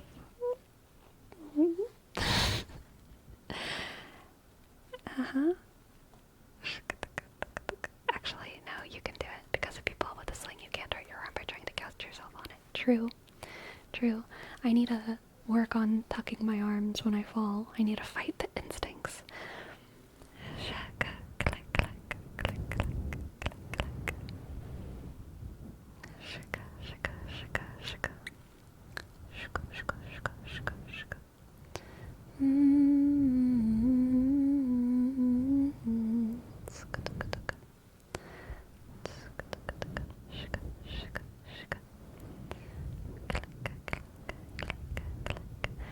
How'd you look and do stuff with 2 arms and slings? I know, I know. I might have to just grow new arms at that point. I might have to get the operation. The extra appendage operation.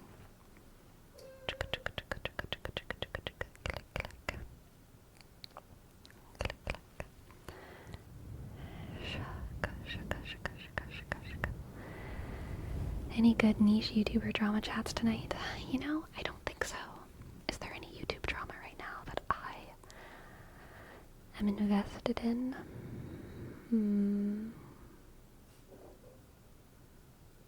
No. I don't think so. Hi, girl.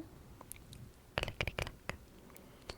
Clickety click. Where do you put another arm? Like in what part of the body? So probably like coming right out the side, right? Like right here. Right? And then like you can have some more coming out of your hip or like your waist. If you really wanted to go crazy, you could have arms coming out your neck. Oh yeah, the back. The back is full of holes for arms. The back is made to have more arms coming out of it, okay? Arms on arms, right? You could have the shoulder could have like another arm coming out of it.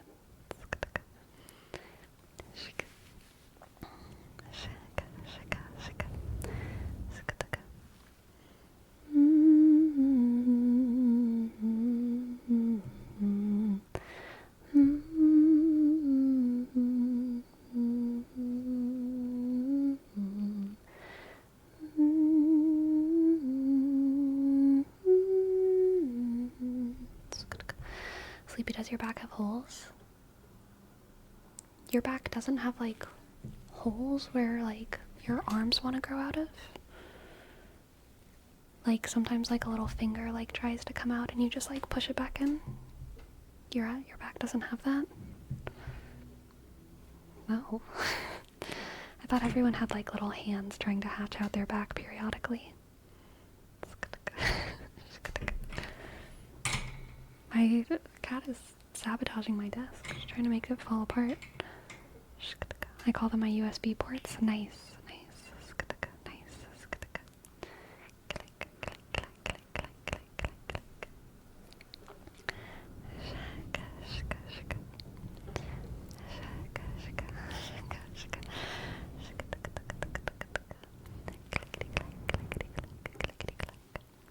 Click clack.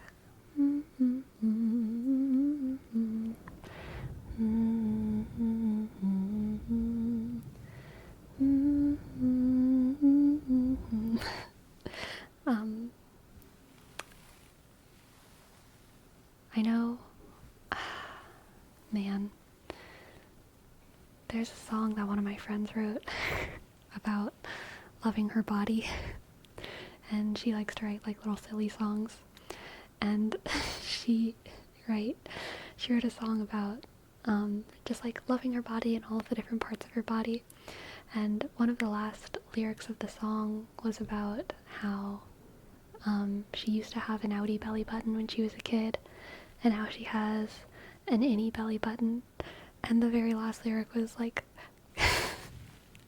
God, I hope nothing else gets sucked in. One of the best song lyrics I've ever heard in my life. I love it. I love it. God, I hope nothing else gets sucked in. So good. I know, I kind of feel like I'm stealing their thunder, but like, the song's not on Spotify or anything. They really should be. They really should be.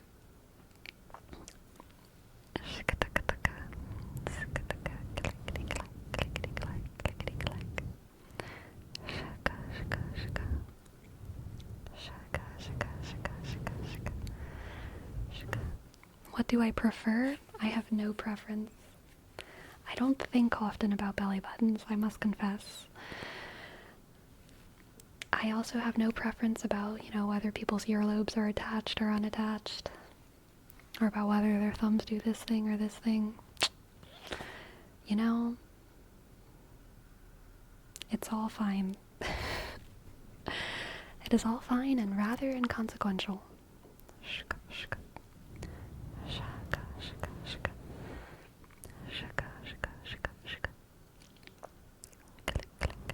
I bet you hate webbed fingers, though. Aren't all fingers like a little bit webbed? Like, we all got a little bit of duck, right?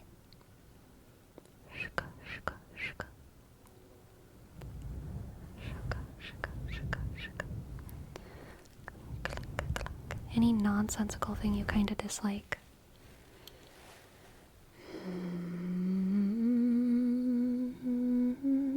So things that are not in people's control. So we're not talking about like aesthetic choices, we're talking about just like body things that are outside of people's control. Just like random genetic things.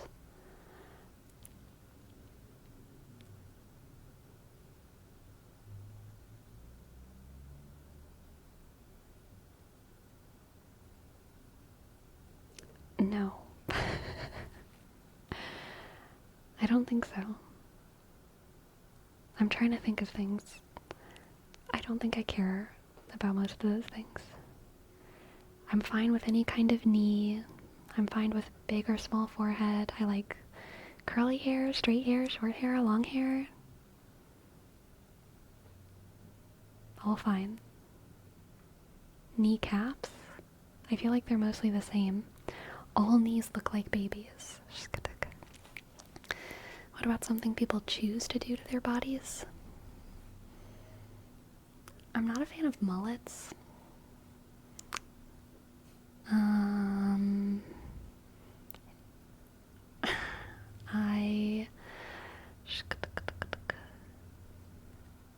There is a line with body modifications for me, but almost no body modification by itself is, I think, bad.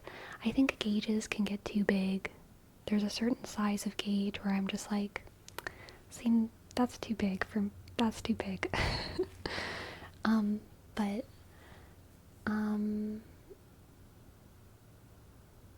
But like, I mean, yeah, like there's styles that I don't like, but like, I also I don't dislike them that much. So I don't know. I don't know. Hello, lucky guy with thumbs. Welcome. Thank you for your prime. Thank you so much. Thank you, lucky guy with thumbs. L-U-S-K C-K Y click G click U-S-K Y click W-S-K I-S-K T-S-K H click T click H click U-S-K M click B-S-K S-K-T-K there's certain shapes of heels that I don't like. I don't like the way they look. When high heels have like the super skinny heel on them, I just don't like the way it looks. I think it looks weird. I like platforms. I think platforms are cute. Obviously, someone can wear heels or platforms in a way that's good or bad, but like, there's some types of heels that I'm just like biased against. Stiletto? Yeah.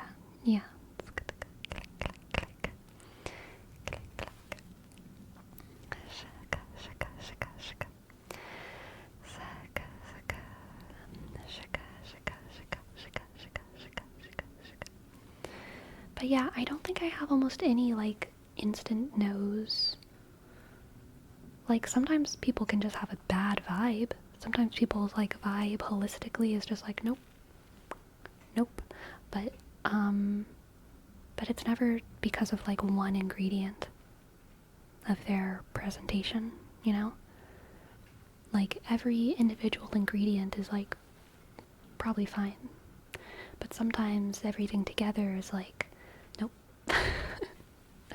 Nope.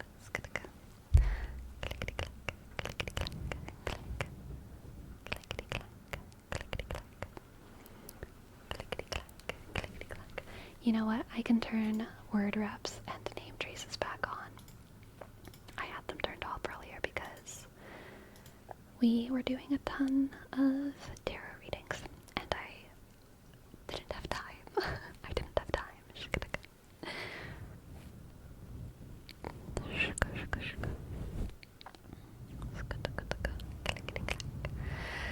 Little Trappist, little Trappist, little Trappist, little Trappist, little Trappist, little Trappist, little Trappist. Hello, Diego Saki, welcome in, welcome in.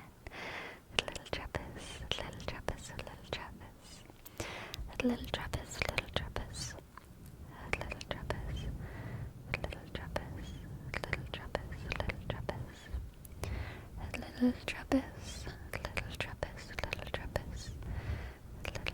little Trappist. And armholes. Armholes, armholes. Those holes just for arms. Armholes. Armholes, armholes, armholes. Armholes. Armholes. Armholes. On the back. Armholes on the back. Just gonna go with fingers trying to escape. Armholes, armholes, armholes.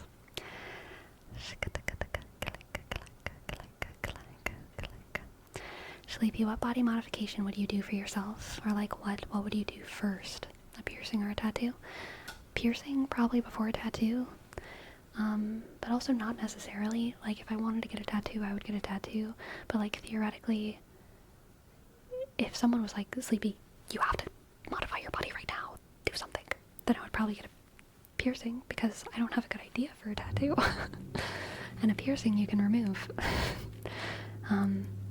eventually. But like but both are fine.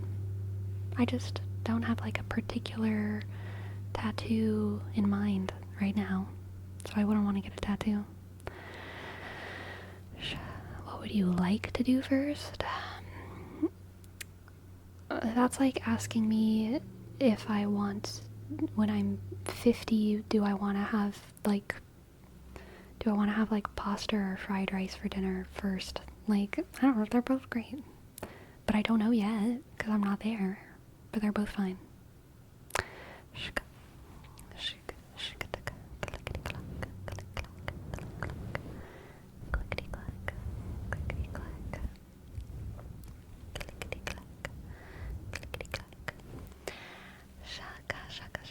We have a word wrap for hamburger, hamburger, hamburger, hamburger, hamburger, hamburger, hamburger, hamburger, hamburger. What do you like and what do you not like about the gym? Hamburger, hamburger, hamburger, hamburger, hamburger, hamburger, hamburger, hamburger. I don't like the lighting. The lighting is like, at least the gym that I go to, the lighting, it's just not my favorite kind of lighting. Hamburger. it washes me out. It makes, like, I have very, like, warm lighting in my room, but I, like, don't go outside, and I live in Oregon, so I'm, like, very, very, very, I'm quite pale, and sometimes when I go to the gym, I look at myself in the mirror, and I'm like, I look like I have consumption. I look like I could just die from paleness. So I don't like the lighting because that's just no fun. I don't like there's like little like TVs that have ads. Sometimes the ads are like kind of annoying and I don't like those. I don't like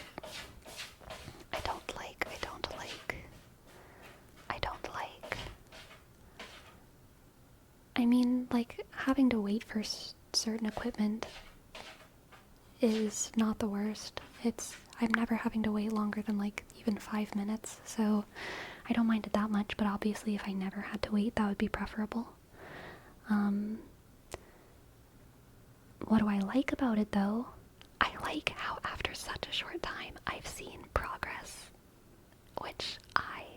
progress on, like, aesthetic progress on my body rather than just like strength and ability progress, because I've worked out at home for most of my life, and working out at home I definitely see strength and ability progress. I learn how to do things and I can do them better, but like going to the gym, I feel like because things are heavier and more localized, I see results faster.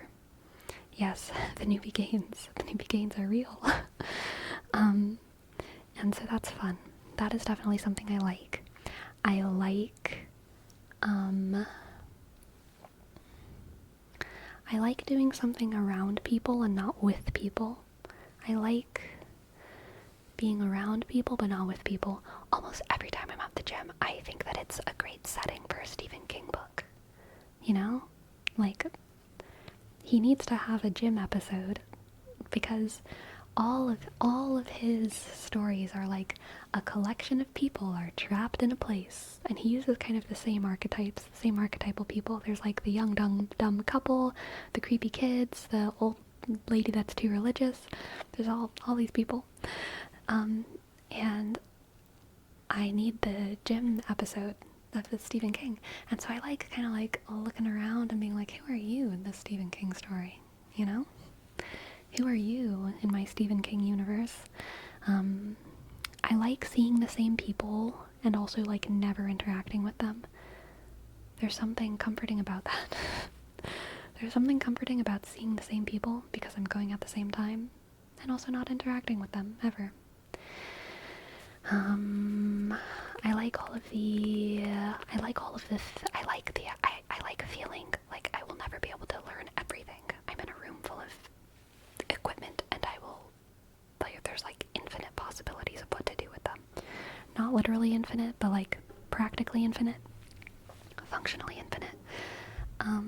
And so I feel like there's always like a new thing to do or a new way to grow, and I don't have to be that creative to figure it out. Like being at home with like one dumbbell, I have to stare at it and like really be creative to figure out another way to swing it around. But I don't have to be creative at the gym. I can just kind of like side eye and be like, oh, that person is using that thing in a way that I'm gonna use it tomorrow. That's interesting. The way that they're lifting that. Cool. So I don't have to be creative.